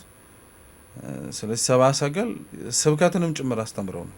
ለምሳሌ 40ውን ቀን ስንጾም ሊወለድ ነው ብለን ልክ የተወለደችባት ምሽት ቅዳሴውን አስቀድሰን ግን ቤተክርስቲያን ዮም ተወልደ ዛሬ ተወለደ ስትል ግን ከዛ በኋላ ስብከታችን የሚሆነው የተሰበሰብነው ሁሉ ስንበተን ጌታ ተወለደ እያልን ነው እያስተማርንም ጭምር የምንሄደው ማለት ነውና ሰብአ ሰገል በደንብ እንዲያውም ትኩረት ተሰጥቶ መነጋገር ካሉባቸው የገና ርዕሰ ጉዳዮች ራሱ አንዱ ናቸው። ቤተክርስቲያን በጣም ቦታ ስለምትሰጣቸው የገና ቅዳሴ ምስባካችን ራሱ እነሱን ያካትታል እና የእውነትም ሰው ኢሞርታል መሆንን ይወዳል። በነገራችን አለመሞት አንችልም። ግን አሁን አንቺ እንኳን ስምሽ ባይጠፋ ደስ አይልሽ? በቃ ሁሌም በጣም ፕሮሊፊክ የሆነ ፊገር ሆነሽ ወይንም ደግሞ ስምሽ በቃ ተገንብቶ የማይጠፋ የተተከለ ስም እንዲሆን የምትፈልጊ ከሆነ ቤተክርስቲያን ትናገራለች። ሰው እንዳይረሳችሁ የምትፈልጉ ከሆነ እግዚአብሔር እንዲያስታውሳችሁ ያቅማችሁን ጣሩ ትላለች። እግዚአብሔር ሰውን ካስታወሰው ማን ሊረሳው ይችላል? ሰብአ ሰገል እሱን ብለው መጡ። ለዓለሙ ሁሉ ስለ ልደቱ ሲነገር እነሱ አይረሱ። ስኪፕ ማድረግ የማንችላቸው ፖይንት፣ መዝለል የማንችላቸው ነጥብ ሆነው የተሳሉ ትልቅ ማስተማሪያዎቻችንም ስጦታ መሰጣጣትንም ከክርስቶስ ራሱን ከመስጠት ባለፈ ደግሞ ያስተማሩንም እነሱ ናቸው እና ብዙ ትምህርት አላቸው ሰብአ ሰገል። እንደተባለው ትዕግስት አለ፣ በትዕግስት መጠበቅ። አሁን ህይወታችን ውስጥ እያጣ ነው ያለው ቶሎ እንዲደረግልን መፈለግ አይደል? የሆነ ነገር ስለሱ ብናነሳ ጥሩ ነው ብዬ አስበኝ ነው። የሆነ ነገር አስበናል ግን ቶሎ እንዲሆን ማድረግ። ለምሳሌ እናቶቻችን ምን ይላሉ? ቤት ስንገባ ርቦኛል እንላለን አይደል? እንግዲህ እኔ ቆሜ አልጠብቅሽ ይዤ ወይ ቆሜ አልጠብቅ ይዤ ይላሉ። ቶሎ እንዲሆንልን ማድረግ። የሆነ ነገር ፈለግን ወይ ስራ መስራት ፈለግን ቶሎ ሀብታም መሆን መፈለግ። የሆነ ብቻ ለሆነው ነገር ቶሎ እንዲሆን መጣደፍ አለ። ግን በዚህ ጉዞ እንደተባለው ብዙ ሄደዋል። ትዕግስት ግን ነበራቸው። መራብ አለ፣ መጠማት አለ፣ ስንቅ ማለቅ አለ በመንገድ ላይ የገጠማቸው ግን ትዕግስት ስለነበራቸው ከዛ ደግሞ ያንን ትዕግስት የሚያልፉበት ጥበብ ነበራቸው። ከዛ ደግሞ የሚጠብቁት የሆነ የምስራች ነበረ። ስለዚህ የምንጠብቀው ደስ የሚለውን ነገር ለማግኘት ግን ትዕግስት አልባ መሆንን ምን አመጣው የሚለው በዚህኛው ጉዞ ያስተምራል ብዬ ስላሰብኩም ነው። እውነት ነው። በተለይ አሁን ላለንበት ጊዜ ላይ ደግሞ በብዛት በሚባል ደረጃ የአብዛኞቻችን ድክመት ትዕግስት አልባነት። እንዲያውም አንቺ ጥሩ አድርገሽ አስቀምጠሻል። ለካ እናቴ እንዲህ ስትለኝ የነበረውን ራሱ እያልኩኝ እያሰብኩት ነበር። እውነት ቆሜ አልጠብቅ ስትል እኔ እንዲያውም እንዴት ቆመሽ አትጠብቂኝ እንደምመጣ ካወቅሽ እያልኩ ለራሴ ምክንያት እየፈለኩኝ ነበረ። ግን እውነት ነው። ለምን አትታገስም ነው ትርጉሙና ትዕግስት አልባነት እውነት ለመናገር ከብዙ ነገሮች የመጣብን ችግር ነው። ነገሮች ቶሎ እንዲከናወኑ ከመፈለግ አንጻር ብቻ ሳይሆን ነገሮች ቶሎ መከናወን እንደሚችሉ ከምናያቸው በጣም ብዙ ነገሮችም ጭምር ነው። ይሄንን ጸባይን በለው ወይንም ደግሞ ልምድም ውስጣችን ያካበት ነው። ለምሳሌ መጽሐፍ ቅዱስ ላይ ጠይቁ ይመለስላችኋል፣ ደጅ ምቱ አንኳኩ ይከፈትላችኋል ተብሏል። መቼ? አሁን አላለም፣ ዛሬ አላለም፣ ነገ አላለም። የኛ ድርሻ ምን ማድረግ ብቻ እንደሆነ ነው የተነገረው። ደጅ መምታት፣ ማንኳኳት፣ መጠየቅ፣ መልስ መስጠት፣ ምቹ የሆነው ጊዜ ላይ ነገሮች መደረግ እንዳለባቸው አምኖ ማድረግ ደግሞ እግዚአብሔር ነው። ግን አሁን ደጅ ምቱ አንኳኩ ይከፈትላችኋል የሚለውን እንኳን ስነግርሽ የቱ ጋር ነው የተባለው ብለሽ መጽሐፍ ቅዱስ ገልጠሽ ከምታገላብጪ ስልክሽ ላይ ጉግል ብታደርጊው እውነትም ጠይቁ ይሰጣችኋል በፍጥነት እንዴት እንደሆነ ትታያለሽ። እና አብዛኞቻችን ያለምደነዋል። በቃ ጠይቀን ቶሎ መልስ ማግኘት፣ ፈልገን ቶሎ ቅርብ የሆኑ ነገሮችን ማወቅ፣ እንደዛ አይነት ነገሮች እውነት ነው። ጠይቀን ቶሎ ማግኘታችን እኮ ጥሩ ነገር። ግን በኦርቶዶክሱ ዓለም ላይ ያሉ አባቶቻችን አንዱ ብዙሃን መገናኛ የምንላቸው እና ወይንም ደግሞ ማህበራዊ ትስስር መድረኮች የምንላቸው ነገሮች ካመጡብን የጸባይ ለውጦች መካከል የመጀመሪያው ትዕግስት አልባነት ነው። በቃ ለብዙ ነገር ትዕግስት የለን። ምክንያቱም ፈልገን እንደምናገኘው እጃችን ላይ እናውቀዋለን። ለምሳሌ አንቺ አሁን የምትጠይቂኝን ጥያቄዎች መልሱን ለማግኘት መጠበቅ ራሱ አይጠበቅብሽም። ምናልባት ዝቅ ብለሽ ስልክሽ ላይ ብትጽፊያቸው በአማርኛ ወይ በእንግሊዘኛ መልሶቹን ታገኛቸዋለሽ። ስለዚህ ለምንድነው ትዕግስትን ማድረግ የሚያስፈልግሽ ወይንም ደግሞ መጠበቅን ለምንድነው እንድትይዙ የምትገደጅበት ምክንያት እንድትይ ያስችልሻል። እና ያ የመጀመሪያው ነጥብ ነው። ሁለተኛው ትዕግስትን በነገራችን ላይ ከመጠበቅ ጋር ሁሌ ያገናኘው ነገር ምን ይመስልሻል? ወይም ትዕግስት ግዴታ ሁሌ መጠበቅ ይመስላል እንዴ? በነገራችን ላይ የሆኑ ነገሮች ውስጥ ባላቸው መገለጫ ጸባዮች በጣም ጎልተው ስለሚንጸባረቁ ነው እንጂ እነዛን ማለቶች ብቻ ግን አይደለም። ለምሳሌ ትዕግስት መጠበቅ ብቻ አይደለም፣ ትዕግስት ጽናትም ጭምር አይደለም። ጽኑ የሆነን ሰው ታጋሽ ነው ትይዋለሽ፣ የሚጠብቅንም ሰው ታጋሽ ነው ትይዋለሽ። መጠበቅና ጽናት ግን እኮ ይለያዩ፣ ሁለቱም የተለያዩ ነገሮች ናቸው፣ ግን በትዕግስት ውስጥ ይታቀፋሉ። እና ትዕግስት አልባነታችን ወይንም ደግሞ ለነገሮች በጣም ችኩል መሆናችን መጠበቅን ከመሰልቸታችን ብቻ ሳይሆን ጽናትም ጭምር እንደሌለን ማሳያዎች ራሱ ናቸው። ቦታዎች ላይ መገኘትን ወይንም ደግሞ ከዛ ቦታ ላይ የምንፈልገውን ነገር እስከምናገኝ ራሱ አለመታጣትንና ለዓላማችን በርትተን መቆምን አብዛኞቻችን ተሸርሽሮብን። ስለዚህ ትዕግስት አልባኝነታችንም ከዛም የመጣ ነው። ከመጠበቅ ማነስና መጉደል ብቻ ሳይሆን ጽናትም ጭምር ከማጣትም የሚመጣ አንድ መገለጫ ስለሆነ ነው። ሶስተኛው በጣም ትዕግስት አልበኛ እንድንሆን የሚያደርገን ወይንም ደግሞ በጣም ችኩል እንድንሆን የሚጋብዘን ነገሮች ደግሞ ዙሪያችን ላይ ካሉ እና በትዕግስት ሆነው ከሚያምሩ ነገሮች ካለመማራችን። ምናልባት በጣም የሰው ልጅ 1000 ዓመት ቢቸኩል ማድረግ የማይችለው ነገር ምን እንደሆነ ታውቂያለሽ? ፀሐይን ማውጣት አይችልም። እንደው ሌሊት እየለፋ እየደከመ መብራት አብሮቶ ይሰራት ይሆናል እንጂ ቸኮልኩኝ ብሎ ፀሐይ ያወጣል። ደከመኝ ብሎ ደግሞ ማስመሸት አይችልም። እንደው እንመኛለን እኮ አሁን ይሄንን ሰው ዝም ብሎ ሌላ ወሬ ለማለት አይደለም፣ ግን እንደው በጣም ደክሞሽ በስራ ላይ እንደው ዛሬ ቶሎ በመሸ ብለሽ አታውቂ ስላልቻል መሸም። አሁን ለምሳሌ ልጅ ሆነን በዓል ሲመጣ በተለይ አዲስ ዓመት ነው እንጂ ትንሽ በሀብታም የሆኑ ቤተሰብ ካልሆነ በሁሉም በዓል አዲስ ልብስ ማንም አይገዛለት። አዲስ ልብስ ጠዋት ለመልበስ እንደው በነጋ ብለን አይደለም እናድረው። ይሄን ጫማና ያ ክሬሽን ሽክ የሚለው ሱሪና ልብስ ለመልበስ ግን አይነጋ። ሲነጋ የራሱ ጊዜ ያለው፣ ሲመሽም የራሱ ወቅት አለው። እና ፍጥረታት በነገራችን ላይ በትዕግስታቸው ውስጥ የሚያመጡት ወይንም ደግሞ ባሉበት ስኬል ወይንም ደግሞ ባሉበት ሁኔታ ላይ ያለ ፍጥነት ያለ መዘግየት መሆን ባለበት ጊዜ ላይ በመዳረግ ብቻ ግን የሚያመጡት በጣም ብዙ ገጸ በረከቶች እንዳሉ ምስክሮች ናቸው። ሰው ትኩረት ሰጥቶ ከነዛ ነገሮች መማር ካልቻለ በጊዜው እንደሚነጋ፣ በጊዜው እንደሚመሽ፣ በጊዜው አደይ አበባ ይወጣል፣ ደግሞ በጊዜው ይከስማል። ከዙሪያችን ላይ ካሉት ነገሮች አለማስተዋል፣ አለማወቅ፣ አለመማር ራሱ ትዕግስት አልባነታችንን በደንብ አድርጎ እንዲጨምር ያደርገናል። ሌላው እንዳለንበት ሁኔታም ጭምር አለመኖር ራሱ አንዱ ችግራችን ነው ብዬ አምናለሁ። ነገሮች እንዳልሽው በጊዜና በንጋት ምንም ነገር ሊመጣ አይችልም። የሆኑ ሰዎች እኮ አርገውት ሊሆኑ ይችላሉ። በንጋት በሰርክ ማናውቃቸው ሰዎች ሆነው ነግተው ሊሆኑ ይችላሉ። ግን ያ የነሱ ታሪክ ነው። ግን ያ የነሱ የታወቁበት የሚታወቁበት መገለጫቸው ታጋሽ ሆኖ ራሱን ዝቅ አድርጎ እስኪ በሂደት እንየው የሚለው ለአንዳንዱ አቅቶት ደክሞት ሊሆን ይችላል። በአንጻሩ ደግሞ ማናቃቸው የተወሰኑ ሌሎች ደግሞ ሰዎች አቅቷቸው አይደለም። እንደነዚህ አይነቱን አመለካከት ግን ሊኖረን የሚያስፈልገው ለምንድን ነው? ትዕግስት መኖሩ ራሱ የሌላውን ህመምና ስቃይ እንድንረዳ ያደርገን። ታጋሽ ሆኖ የሆነ ቦታ ላይ የደረሰ ሰው የሌላውን ሰው ታግሶ እሱ የደረሰበት ቦታ ላይ እስኪመጣ የሚሰማውን ስሜት ያውቀው።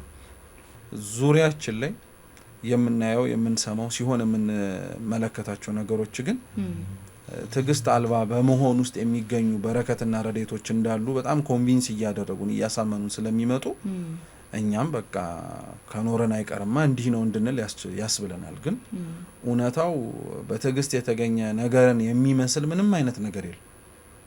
እንደ ክርስቶስ ልደት የታገስነው ልደት የለም እና የታገሰ ከሚስቱ ይወልዳል የሚባል እንደሱ የታገስነው ልደት ስለሌለ ያገኘነውም ልደት ከዛ በኋላ ያሉትን ልደቶች በሙሉ ሪሼፕ ያደርጋልን። ግርግም መወለዱ ሌላኛው ደግሞ ብዙ የምንማርበት ነው። ምክንያቱም አሁንኛ ልብስ አይተን አይደል ሰላምታችን ሁላ የሚቀያየረው። ለአንዱ የምንሰጠው ሰላምታ አንዱን ማቀፍም ያምረናል፣ አንዱን ደግሞ እጃችንን ከኪሳችን ማውጣትም አንፈልግም። እንዲው ሰላም የምንልበት መንገድ ሁላ የተለየ ነው የሚሆነው። ግን እሱን ደግሞ ጭንቅላታችን ውስጥ እንዳናስገባው ያደረገ ክስተት ነው ይሄኛው። በዚሁ በነገራችን ላይ በጣም ሳላመሰግን የሚባለው በእርግጥ ግን ያው እውቅና ሳይሰጠው ወይም ደግሞ ትኩረት ሳይሰጥበት ከማያልፍ ጉዳዮች መካከል አንዱ ከተወሰኑ አመታት በፊት በጣም በቃ በስፋት በሚባል ደረጃ የጌታችን ልደት በሚቀርቡባቸው ወቅታቶችና ሳምንታቶች ላይ ልክ እንደ ምዕራባውያኑ ዛፍ አቁመን ነበር ልደቱን የምናስበው ወይም ገና መጣ ያለን የምናወራው። በእነሱ በኩል ባሉት አስተምህሮች ብዙ ሀገራችን ውስጥ ያሉ የገና ክብረ በዓል የሚከበርባቸው ወቅታቶች ላይ እንደነዚህ አይነት ነገሮች ይደረጉ ነበር። አሁን ላይ ግን ግርግሙን የምትመስል ልክ አሁን እኛ እንደምናያት አይነት ማለት ነው ግርግሙን የምትመስል ያንን ማስታወስ እንድንችል ቀላል ስላልሆነ እኮ ማለት እያነበብነው ያለው አምነን የተቀበልነው መጽሐፍ ላይ በግርግም ተወለደ እያልን እኛ ዛፍ አቁመን ከስር ደርድረን ጌታ ተወለደ ብንል መወለዱ ላይ ቀር ይችላል። ግን የሚገናኘው ነገሩ ከምኑ ጋር ነው ስንል ትንሽ ራቅ ያለ ነው ከጉዳዩ ወይም ከሐሳቡ ሸሸት ያለ ነገር ይሆናል። ሌላ ሃይማኖታዊ አስተምሮቹ ተደጋጋሚ ስለተነገሩ በሌሎችም በመድረኮችና ግርግሙ ግን በጣም ቦታ ይሰጠዋል እና አሁን ላይ በጣም ይሄ እየተስተዋለ ብዙ ሰዎችም ግርግሙን ይዘው መግባት በጣም ይናፍቃቸዋል። እና እውነትም ግርግሙ የሆነ ትምህርትና መልእክት ስላለው ነው። ክርስቶስ እውነት ነው እንደ አምላክነቱ እንኳን በምድር ቀርቶ በሰማይ ተወልዶ ጣጣውን ጨርሶ መውረድ የሚችልም አምላክ ነበር። ክርስቶስ ብዙ ነገሮችን ሲያደርግ ተሳታፊ እንድንሆን አንደኛ እኛ በመስማት በማየት ክዋኔዎቹ እኛ ጋር እንደሆኑ በማሰብ ራሱ እንድንጽናና ያደረገልን ብዙ ነገር አለ።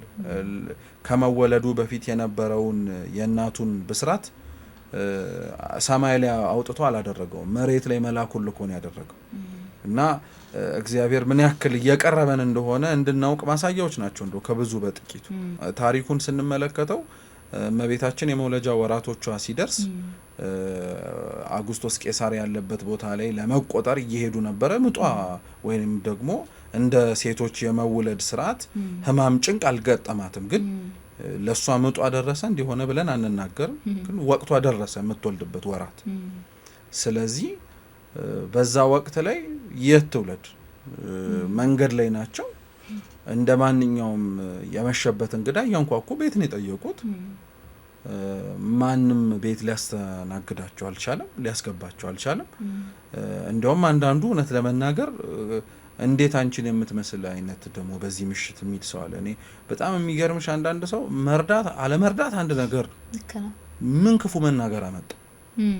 አሁን ይሄ እኛም ጋር ስለሚስተዋል ብዙ በአቅምም በህይወትም የደከሙ ሰዎች ከእጆቻችን እኛ ኖሮን ልናካፍላቸው የምንችለውን ነገር ይጠይቃሉ። አለመስጠት አንድ ነገር እኮ ነው። ካለመስጠታችን ደግሞ ጨምረን ክፉ እንናገራለን። የምትለምንበትን ምክንያት ማላውቅ መሰለህ ምናምን ብሎ የሚናገር ሰዋል። እንዴ ምን አሳሰበን ወደዛ ጉዳይ? በጣም የምንናገር አስጠንቅቀን የምንሰጥ ነግሬሃለሁ ቀላል እንዳይመስልም እና አንዳንዴ እኛም እኮ የኔ ቢጤዎች ነን ከእግዚአብሔር ፊት። ሲሰጥህ እንደዛ ብለዋል እንዴ አስሸማቆ አሳፍሮ ድሮም እንዳንተ አይነት መቼም ሲለምን የሚኖረው ምናምን እያለ እኮ አልነገረህ። በጣም ራርቶልህ ነው የሰጠህ እና በመስጠት ውስጥ ያለውንም ርህራሄ ነፍገዋት ነበር። በቃ ቤት የለንም አንድ ነገር ነው፣ ግን እንዴት አንቺ እንዴት እናንተ በዚህ ምሽት እያሉ በጣም ብዙ ብቻ አንገላቷት። በመጨረሻ አንድ ሰው ቤት ሄዳ ስትጠይቅ እንደሌላቸው ስፍራ ማደሪያ ግን የከብቶች ግርግም እንዳለ ነገሩ። እንደው ካልሰጡት የሰጡት ይሻላሉ በሚለው እንደነዚህ አይነቱ ሰዎች ጥሩ ብሎ ሊታለፍ ይችላል። ግን የምናዝነው ደግሞ ቤቱን ከፍቶ ኑ እናንተ ብሎ እንደ ሀገራችን ስርዓት ካልጋው ወርዶ እናንተ አልጋዬ ላይ የመሬት ሌልተኛ ቢል ዛሬ አሁን ያ ሁሉ በሚሊዮን የሚቆጠር ህዝብ ምናልባት ሄዶ የሚጎበኘው ቤት የሱ ቤት ይሆን ነበር። ክርስቶስ የተወለደበት ቤት ነው ተብሎ ቦታ ይሰጠው ነበር። ግን ምን ዋጋ አለው? በረት ያው እዛ ጋር ሂድና ይወለድ ብሎ ሄደ።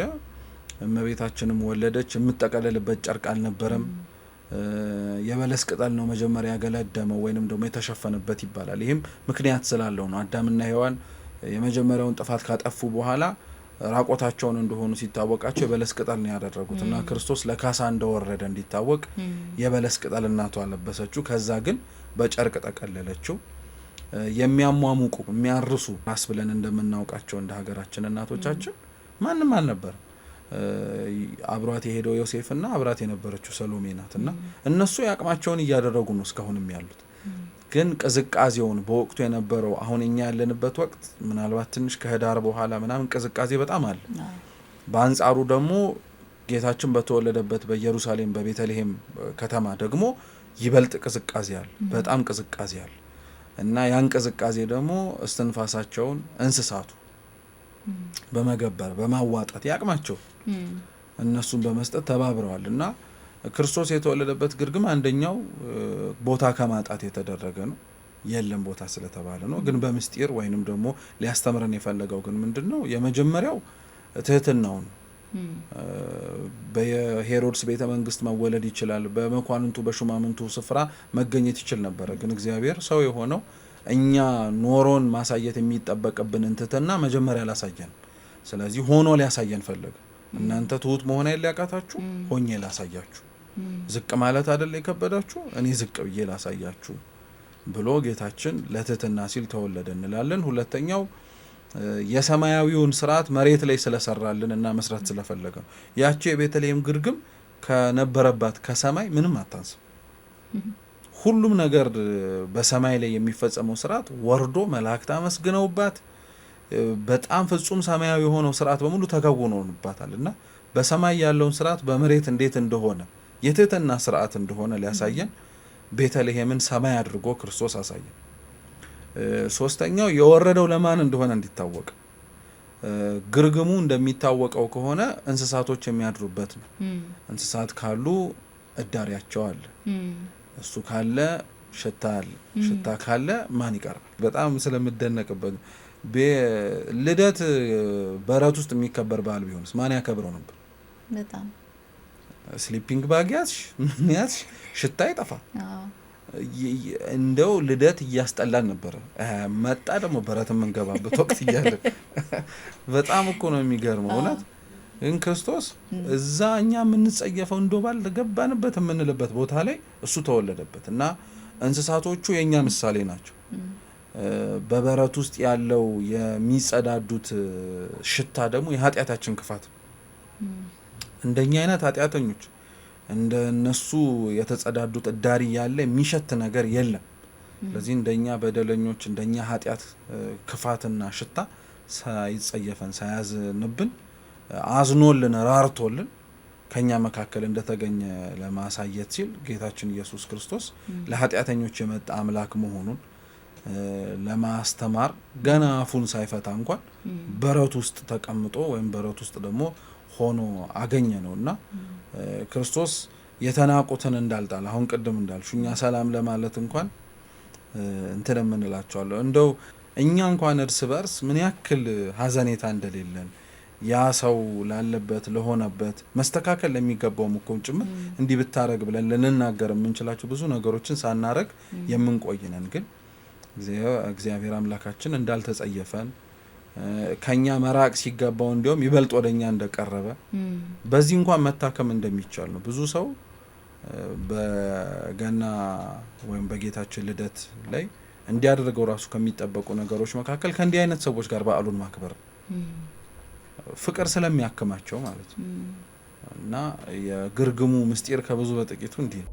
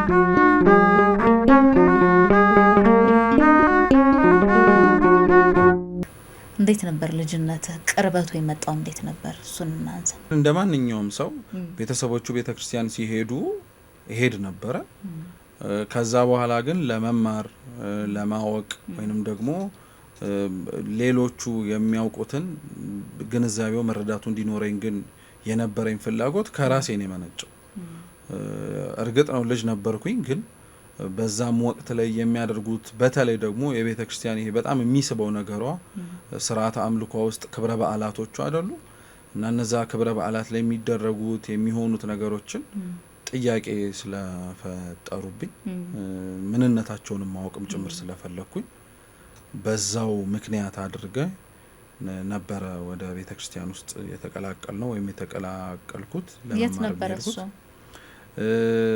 ሰንበት ትምህርት ቤት ነው ለመጀመሪያ ጊዜ የተቀላቀልኩት ለመማርም የገባሁት በሙሉ ስሟ እንበለው ወይም በሙሉ ስሙ ቦሌ ሆህተ ብርሃን ቅድስት ማርያም ካቴድራል ነው የሚባለው ግን አብዛኛው ሰው ገርጂ ማርያም ነው ብሎ ሊያውቀው የሚችለው ሆህተ ብርሃን እኛ ራሱ አንዳንዴ የሆነ ኮፈስ ሲያረጋን የት ነው ሆህተ ብርሃን ስንል ሌላ ግዛት ምናምን ነው የሚመስለው ሌላ ከተማ ውስጥ ያለ ሌላ የገጠር ምናምን ነገር ግን ደብራት የራሳቸው የመጣሪያ ስያሜዎች አሏቸው አካባቢዎቹና የኛ ሆህተ ብርሃን ነው የሚባለው ግን በተለየ መልኩ ገርጂ ማርያም ነው ሰንበት ትምህርት ቤቱን በዛው ስም ነው የሚጠራው እዛ ውስጥ ያሉ ብዙ ሰንበት ትምህርት ቤት ውስጥ ከልጅነታችን ጀምሮ ያስተማሩን የመከሩን አሉ እነሱ በኋላም ደግሞ አድገን ወይንም ደግሞ በእድሜ ጨምረን ቤተክርስቲያን ውስጥ ካለንበት ቦታ ላይ ደግሞ ትንሽ ወጣ ማለት ስንጀምር ደግሞ ያወቅናቸው እዚሁ አዲስ አበባ ላይ ያሉ ሰንበት ትምህርት ቤቶች ገዳማት አድባራት አሉ በማህበራትም ደረጃ ቤተክርስቲያን ውስጥ የውቅና ተሰጥቷቸው የሚንቀሳቀሱም አሉ እና ሰንበት ትምህርት ቤቱ ባለባቸው እና በነበረባቸው ጊዜያት ውስጥ በዛ በኩል ነው ያው እንግዲህ ለመማር የገባ ነው ማለት ነው አንዴ ማውቀው ልጅ የቅርቤ ሰው የነበረ ቃሊቲ አካባቢ ነው አገለግል የነበረው አለና ለመጀመሪያ ጊዜ ግን ገነተ ጽጌ ቅዱስ ጊዮርጊስ ቤተክርስቲያን ስንመጣ የተሰማኝ ስሜት ሌላ ከተማ ይሄድኩ ነው ይመስለኛል በሰንበት ትምህርት ቤት ከገርጂ ማርያም በተለምዶ እንዳለው ሩቅ የተከሄደው እዚሁ አዲስ አበባ ውስጥ የት ነበር በልጅነት የሚረሳ አይደለም እኮ እንዲያው ዝማሬም ለማቅረብ ደግሞ በሰንበት ትምህርት ቤት የሚቀርቡ ቲያትሮችም አልነበሩ እነሱን ለማሳየትም ተንቀሳቀሳችሁ ከሆነ በጣም ብርቅ ሆኖብህ የነበረው ሩቅ ሄጃለሁ እዚሁ ከተማ ውስጥ የምትለይት መቼም ከህሊናዬ እንደዛ የማይጠፋው እንትን ነው 4 ኪሎ ታካ ነገስት ባታ ለማርያም ገዳሙ እኔ መሬት ላይ ያለ አይመስለኝም እውነት ለመናገር በጣም ነው የሚደንቀኝ ሁሉ ነገሩ ገዳሙ እንደ ገዳሙ በጣም በቤተክርስቲያናችንም ትልቅ ቦታ ያለው ነው። ከታችም ደግሞ የአብነት ትምህርት ቤት አለው የቤተክርስቲያን ትምህርት ቤት ማለት ነው። እሱም አለው እና እሱ ቦታ እኔ ከቃላት በላይ ነው የሚሆንብኝ ራሱ ቦታው እንደ ቦታው በጣም ትልቅ ቦታ ነው። ለኔ ደግሞ በቤተክርስቲያን አገልግሎት ውስጥ የማውቃቸውን አስተማሪዎችን በተወሰነ መልኩ ያወቅኩበት ከአባቶቻችን ጸሎት የተቀበልንበት በደንብ እንዲያውም ለመማር ከምንሄደው ይልቅ ሰዎቹ ሲማሩ ተቀምጠን ለማየት የምንሄደው ይበዛ ነበር። በቃ ክዋኔው ነገረ ስራው በሙሉ ከአዲስ አበባ ውስጥ ብቻ ሳይሆን የሆነ ቦታ ውስጥ ተለይቶ የመውጣት ያክል ስሜት እንዲሰማ ያክል የሚያደርግ ነውና ከዛ ውጪ ከገርጂ ማርያም ውጪ ብዙ ጊዜ ላይ ኤክስፖዠር የነበረን ወይንም ደግሞ ምን ሄደ የነበረው ወደዛ ነበረ። መምህራኖቻችንም ይወስዱን ነበረ ቦታውን ለመሳለም። በአዲስ አበባ በሰንበት ትምህርት ቤቶች አንድነት የመስቀል ጥናት የሚባል አለ። የኛ ጥናት የነበረው እዛ ነበረ። ስለዚህ ከነሐሴ ወሮች መጨረሻው 25 26 ካልተሳሳቱ እስከ መስከረም 16 በየቀኑ እዛ ነን በዓላቶች ሆነው ካልተታጠፉ መርሃ ግብሮቹ በቀር። ስለዚህ አመቱን እንዴት ናፍቀነው እንደምንሄድ በጣም በቃ እኔ እስከማውቀው ድረስ ራሱ በጣም ከአቅሜ በላይ ሆኖ ካልሆነ በቀር ራሱ እሄድ ነበር ለጥናቱ። በጣም ነበር የምወደው የነበር ቦታው እንደ ቦታውም ትልቅ ረድኤትና በረከት ስላለው ማለት ነውና በዛ ረገድ በጣም አለ። አሁንም ደግሞ አብረን ከወንድሞቻችን ጋር የምናገለግልባቸው ቦታዎች ላይ ተመሳሳይ ስሜት ይሰጣል። እንዲህ ምዕራባውያኑ የሚሉት የሆነ አባባል አለ አይደለ? ቤት የሚባለው ቦታው ሳይሆን ሰው ነው የሚሉት። እንደዛ አንዳንድ ደግሞ ከቤተ ክርስቲያናችንም ጋር ያሉ የተሳሰሩ መምህራኖቻችን ወንድሞቻችን እህቶቻችን ደግሞ ያሉበት ቦታ ደግሞ እንደ ቤት ያክል ናፍቀን የምንሄድባቸው ቦታዎችም ደግሞ ጭምር አሉና እነዚህ ናቸው። ስለዚህ የባታ ለማርያሙ የተለየ ስሜት አለው አንተ ጋር የልጅነት የማይቀር ስለሆነ። የሰንበት ተማሪ ሲኮን ዝማሬውን በህብረት ነው እንደው ለየት ባለ መልኩ ወደ ትምህርቱ የሚያደሉ ይኖራሉ፣ ግን እሱ ከፍ እየተባለ ሲመጣ ነው። ስለዚህ እኔ በአጋጣሚ ድምጽህን ሰምቼ አላውቅም ስትዘምር፣ በሳስቼ ከሆነ እታረማለሁ እና ዛሬ እንስማው ብዬ እኮ ድሮ የሚገርምሽ ዘመር ነበር ማለት በህብረት አብረው ሲዘምሩ አብሬ ዘምር ነበረ። ሰንበት ትምህርት ቤት ውስጥ ደግሞ ወረብ ሲቀርብ ለክብረ በዓላት በዛም ጊዜ ላይ ታላላቆቻችን ቸሮች ስለሆኑ ነበር እነሱ ደግ መልካም ስለሆኑ ማይክሮፎን መያዝ የዛን ጊዜ ላይ በቃ ተአምርና ጉድ ነው እና እነሱም ይሰጡ ነበር የዛን ጊዜ ላይ ነበር። ግን እንዳልክሽው በቃ የሆነ ጊዜ ላይ ግን ምናልባት እግዚአብሔር ባወቀ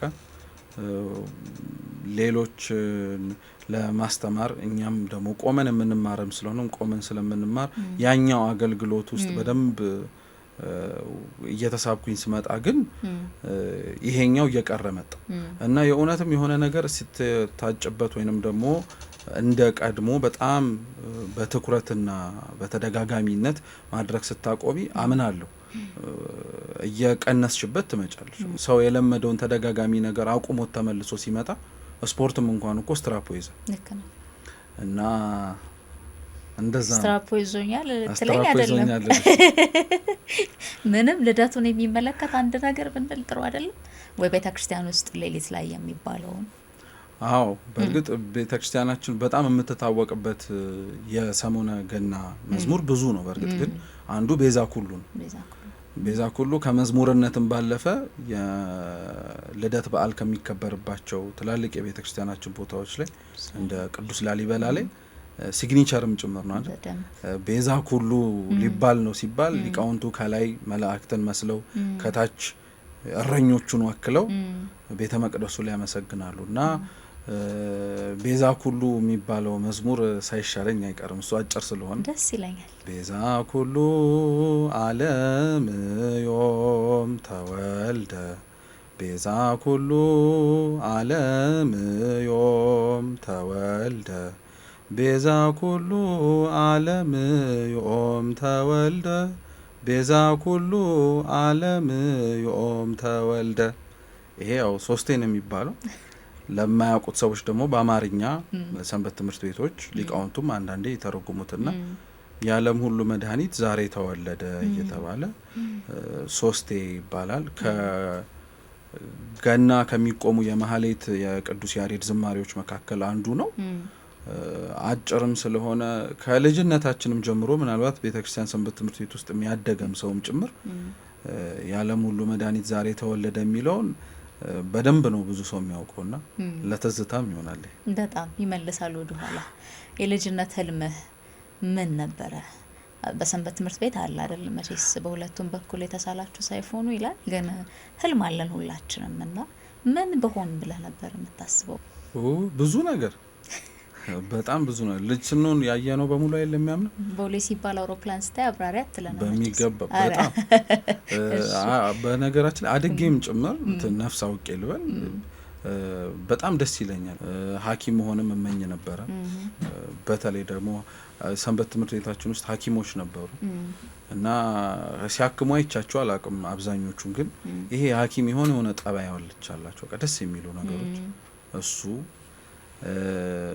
አሁን የቤተክርስቲያኔን በማገለግልበት አይነት ቦታ ላይ እሆናለሁ ብዬ እውነት ለመናገር ተመኝቼም ነው የሚባለው ወይንም ደግሞ እንደዚሁ አስቤም አላቅም። ለምን at the end of the day ማንኝ እኔ እዛ ቦታ ላይ ትላንትና የነበሩት የኛ አባቶቻችን አሁንም እኛንም ጭምር ያስተማሩን መምህራኖቻችንን ስናያቸው እንዲያውም አሁን ስናየው መቀመጡ ለካስ አይሻል አይቀርም ነበር ነው የምንለው። ግን ምናልባት ደግሞ እግዚአብሔር ባወቀ በዚህ እስካለንበት እድሜ ደግሞ እንቆይ ካለ ይሄኛው አለና ብቻ በጣም ብዙ ነው።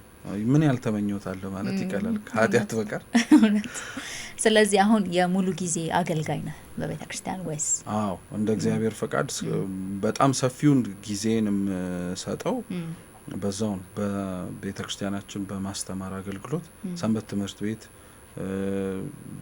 ውስጥ ያሉ የተለያዩ ጉባኤያቶች አሉ። ባጭሩ ግን ሰንበት ትምህርት ቤት ብንለው እና ቤተ ክርስቲያናችን ደግሞ በመጠራ በዚህም ሀገራችን ውስጥም ባሉ ክፍለ ሀገሮች አንዳንዴም ደግሞ እንደ እግዚአብሔር ፈቃድ ከሀገራችን ውጭም በአንድም ይሁን በሌላ ምክንያትም ደግሞ ምን ሄድባቸው ቦታዎች ላይ መመሪያዎቹ ቤተ ክርስቲያኑ የሚጠብቅብንን አክብረን ምንችለውን ነገር ለማድረግ እንሞክራለን። ክርስቶስ ያው መምህር ነው። እሱ ምሳሌ ይሆናል ብዬ አስባለሁ ወደ መምህርነቱ እንድትሄድ። ግን በምድር ላይ ካሉት ደግሞ ባንተ ዘመንም ካሉ ከቀደሙቱ ማን አርአያ ነው ትላለህ? ወይ በጣም በጣም ብዙ ናቸው።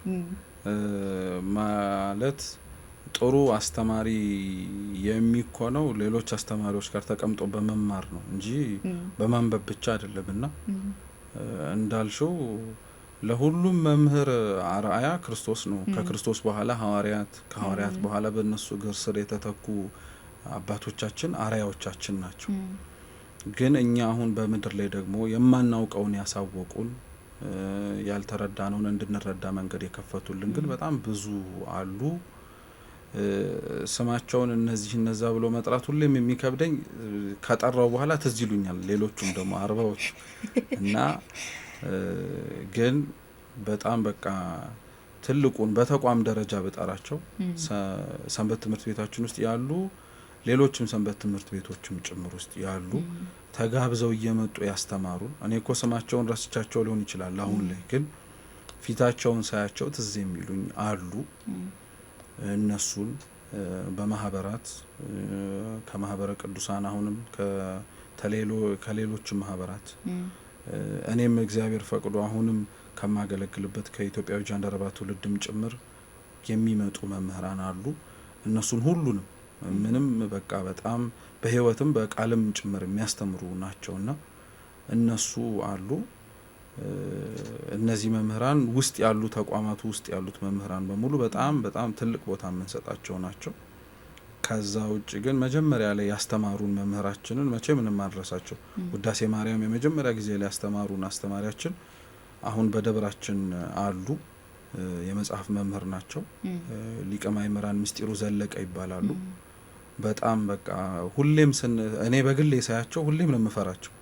ለምን በቃ ከልጅነታችን ጀምሮ ምንም የማናውቀውን ሰዎች እንደው ፊደልና ዲቃላ ፊደላትን እንኳን መለየት እንድንችል እኔ በግል ያደረጉኝ እሳቸው ናቸው።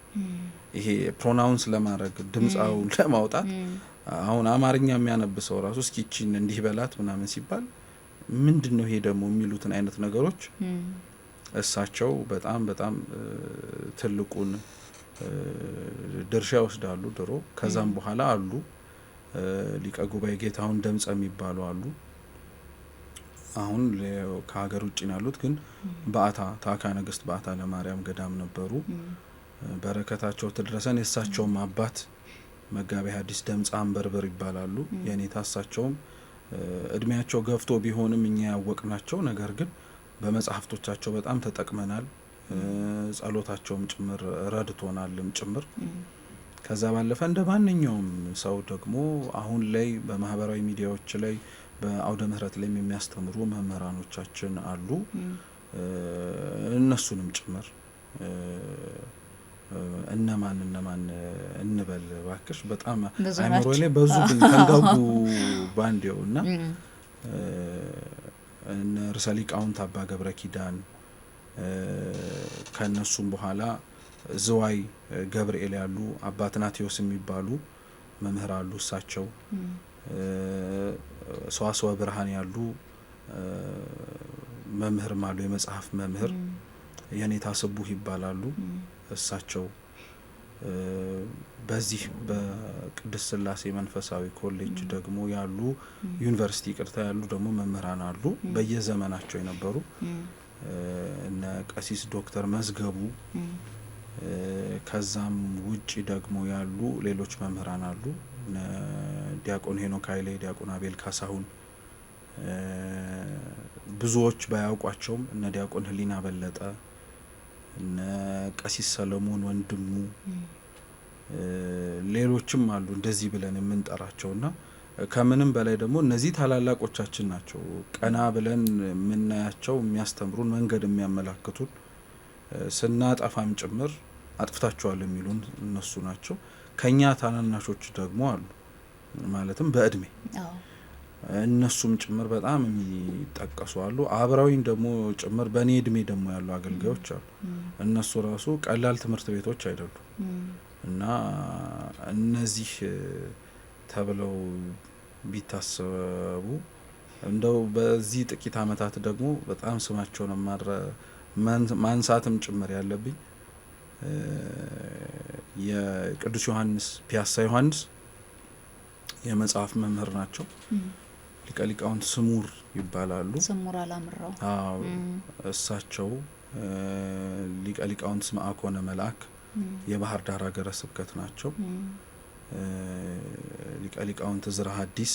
እኒህ ሊቃውንት ሌላውንም የወለዱ የሚያስተምሩ አቅጣጫና ቅርጽ መያዝ እንድንችል የሚያደርጉ መምህራኖቻችን ናቸው። በዚህ ውስጥ ያው ምናልባት አድማጭ ተመልካች ቅር እንዳይሰኝ መጠየቅ ሴቶቹስ እንዳይሉ አሉ። በደንብ ነው ያሉት።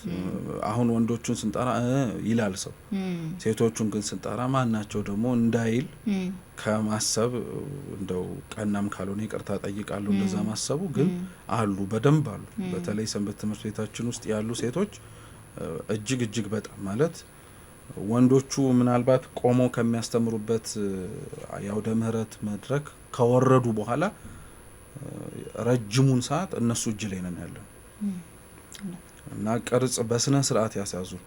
ምናልባት ዓለም እንዴት ኦፕሬት እንደምታደርግ መምህራኖቻችን ቢያስተምሩን አሁን እንዴት እንደሆነች ደግሞ ከነሱ ነው የተማሩ እና ለነዚህ ሁሉ ያው እድሜ ጤና ይስጥልን፣ በጸሎታቸው አስቧቸው ነው የሚባለው። አሜን። በጣም እናመሰግናለን። ጥሩ ቆይታ እንደነበረ ነው የተሰምቶኛል። ግን እዚህ ቤት የመጣ ሰው መጨረሻ እንደፈለገን ተንፈሳን ይሆን እንባባላለን። በርግጥ ዛሬ በዓል ነው። የበዓሉን ሀሳብ ደግሞ ስላንተ ጥቂት እንወቅ ብለን ነው። በርግጥ ጥቂት ነው ያልኩት፣ ሌላ ጊዜ እናገኛለን ብዬ ተስፋ አደርጋለሁኝ። አገልግሎት ይበዛል እረዳለሁ። በጣም ባተሪ ነህ፣ ግን እናገኛለን ብለን ተስፋ እናደርጋለንና ምን ተሰማህ? እንዴት ነበር ቆይታችን? በጣም ጥሩ ነው እውነት ለመናገር። እኔም ከዚህ በፊት ሌሎች እንግዶች ሲቀርቡ ነበር የማይነበረው ዛሬ እሳቱ ላይ እኔም ተጣድኩ። ጥሩ ነው እውነት ለመናገር እግዚአብሔር እናንተንም እድሜ ጤና ይስጣችሁ። የልጅ ምርቃት ቢሆንም ያው መራቂው እርሱ ስለሆነ በዓሉንም ከምንም በላይ ቅድም እንዳለው እንዲሁ ለመግለጫ ያክል ሳይሆን የሰላም የፍቅር የደስታ ነው። እኛም ደግሞ መሆን እንድንችል በዓሉን መስለን መገኘት እንድንችል አምላካችን ይርዳን። በዓለ ልደቱ ያለበት በዓለ ልደቱ ተገኝቶ የሚከበርበት ቤተ መቅደስ ቤተ ክርስቲያን ነው። ስለዚህ በዓሉን ሁላችንም በአጥቢያችን በሚገኙ አብያተ ክርስቲያናት ተገኝተን በቅዳሴ በምስጋና አምላካችን ልዑል እግዚአብሔርን እንድናመሰግን ከዛም በኋላ ደግሞ ልደቱንም ጭምር እንደኛ ለማክበር ያልታደሉ ወንድም እህቶቻችን አሉ። እነሱንም በምንችለው በአቅማችን የምንሰጠው ብናጣ አብረን መገኘት ራሱ ትልቅ ቁም ነገርና ትልቅ መልእክት ስላለው አብረን በመገኘትም ጭምር ማሰብ በዓሉን እንድናከብር ነው መልእክቴን የማስተላልፈው። እንግዳችሁ አድርጋችሁ ስለጠራችሁኝ እግዚአብሔር ያክብርልኝ። በአድማጮቻችሁ ተመልካቾቻችሁ ስም ደግሞ የሚጠቅምና የሚረባ ነገር እንዳወራን ተስፋ አረጋለሁ። አዎ በጣም ጥሩ ሀሳብ አንሸራሸናል። እኛም አክብረህን ስለመጣ በጣም እናመሰግናለን። ክብር ይስጥልን። አሜን።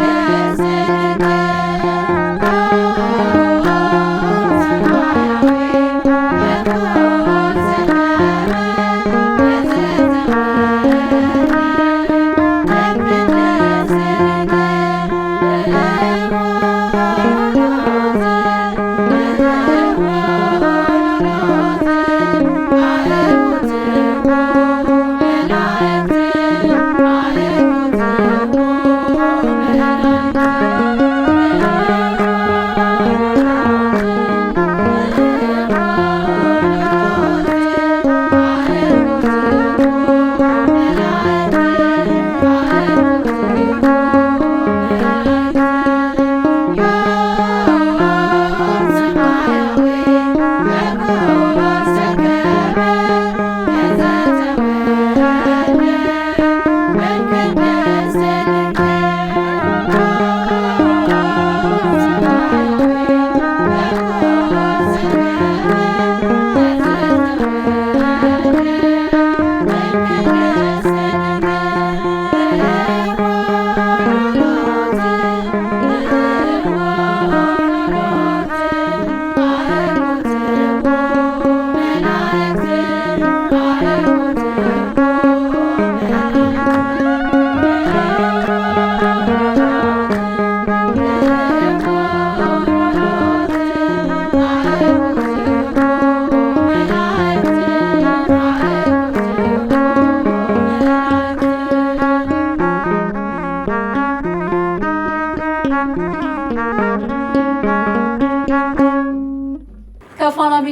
ኮርፖሬሽን ፋና ፖድካስት ልዩ የልደት በዓል ዝግጅታችንን እየተከታተላችሁ ነበረ። በዚያኛው ስቱዲዮ እንግዲህ በፖድካስት ስቱዲዮ ማለት ነው ከመምህር ዘላለም ታዬ ጋር ቆይታ አደረገን። እዚህ ደግሞ ዘማሪያኑ ሰብሰብ ብለው የተለያዩ የልደት ዝማሬዎችን እያሰሙን ነበረ። አብራችሁን ስለነበራችሁ በጣም እናመሰግናለን። በድጋሚ መልካም በዓል እንዲሆንላችሁ እመኛለሁ። መልካም በዓል አትሏችሁ? እናመሰግናችኋለን። በኤፍራታ በኩል በኤፍራታ የዓለም መድኃኒት ተወለደ ጌታ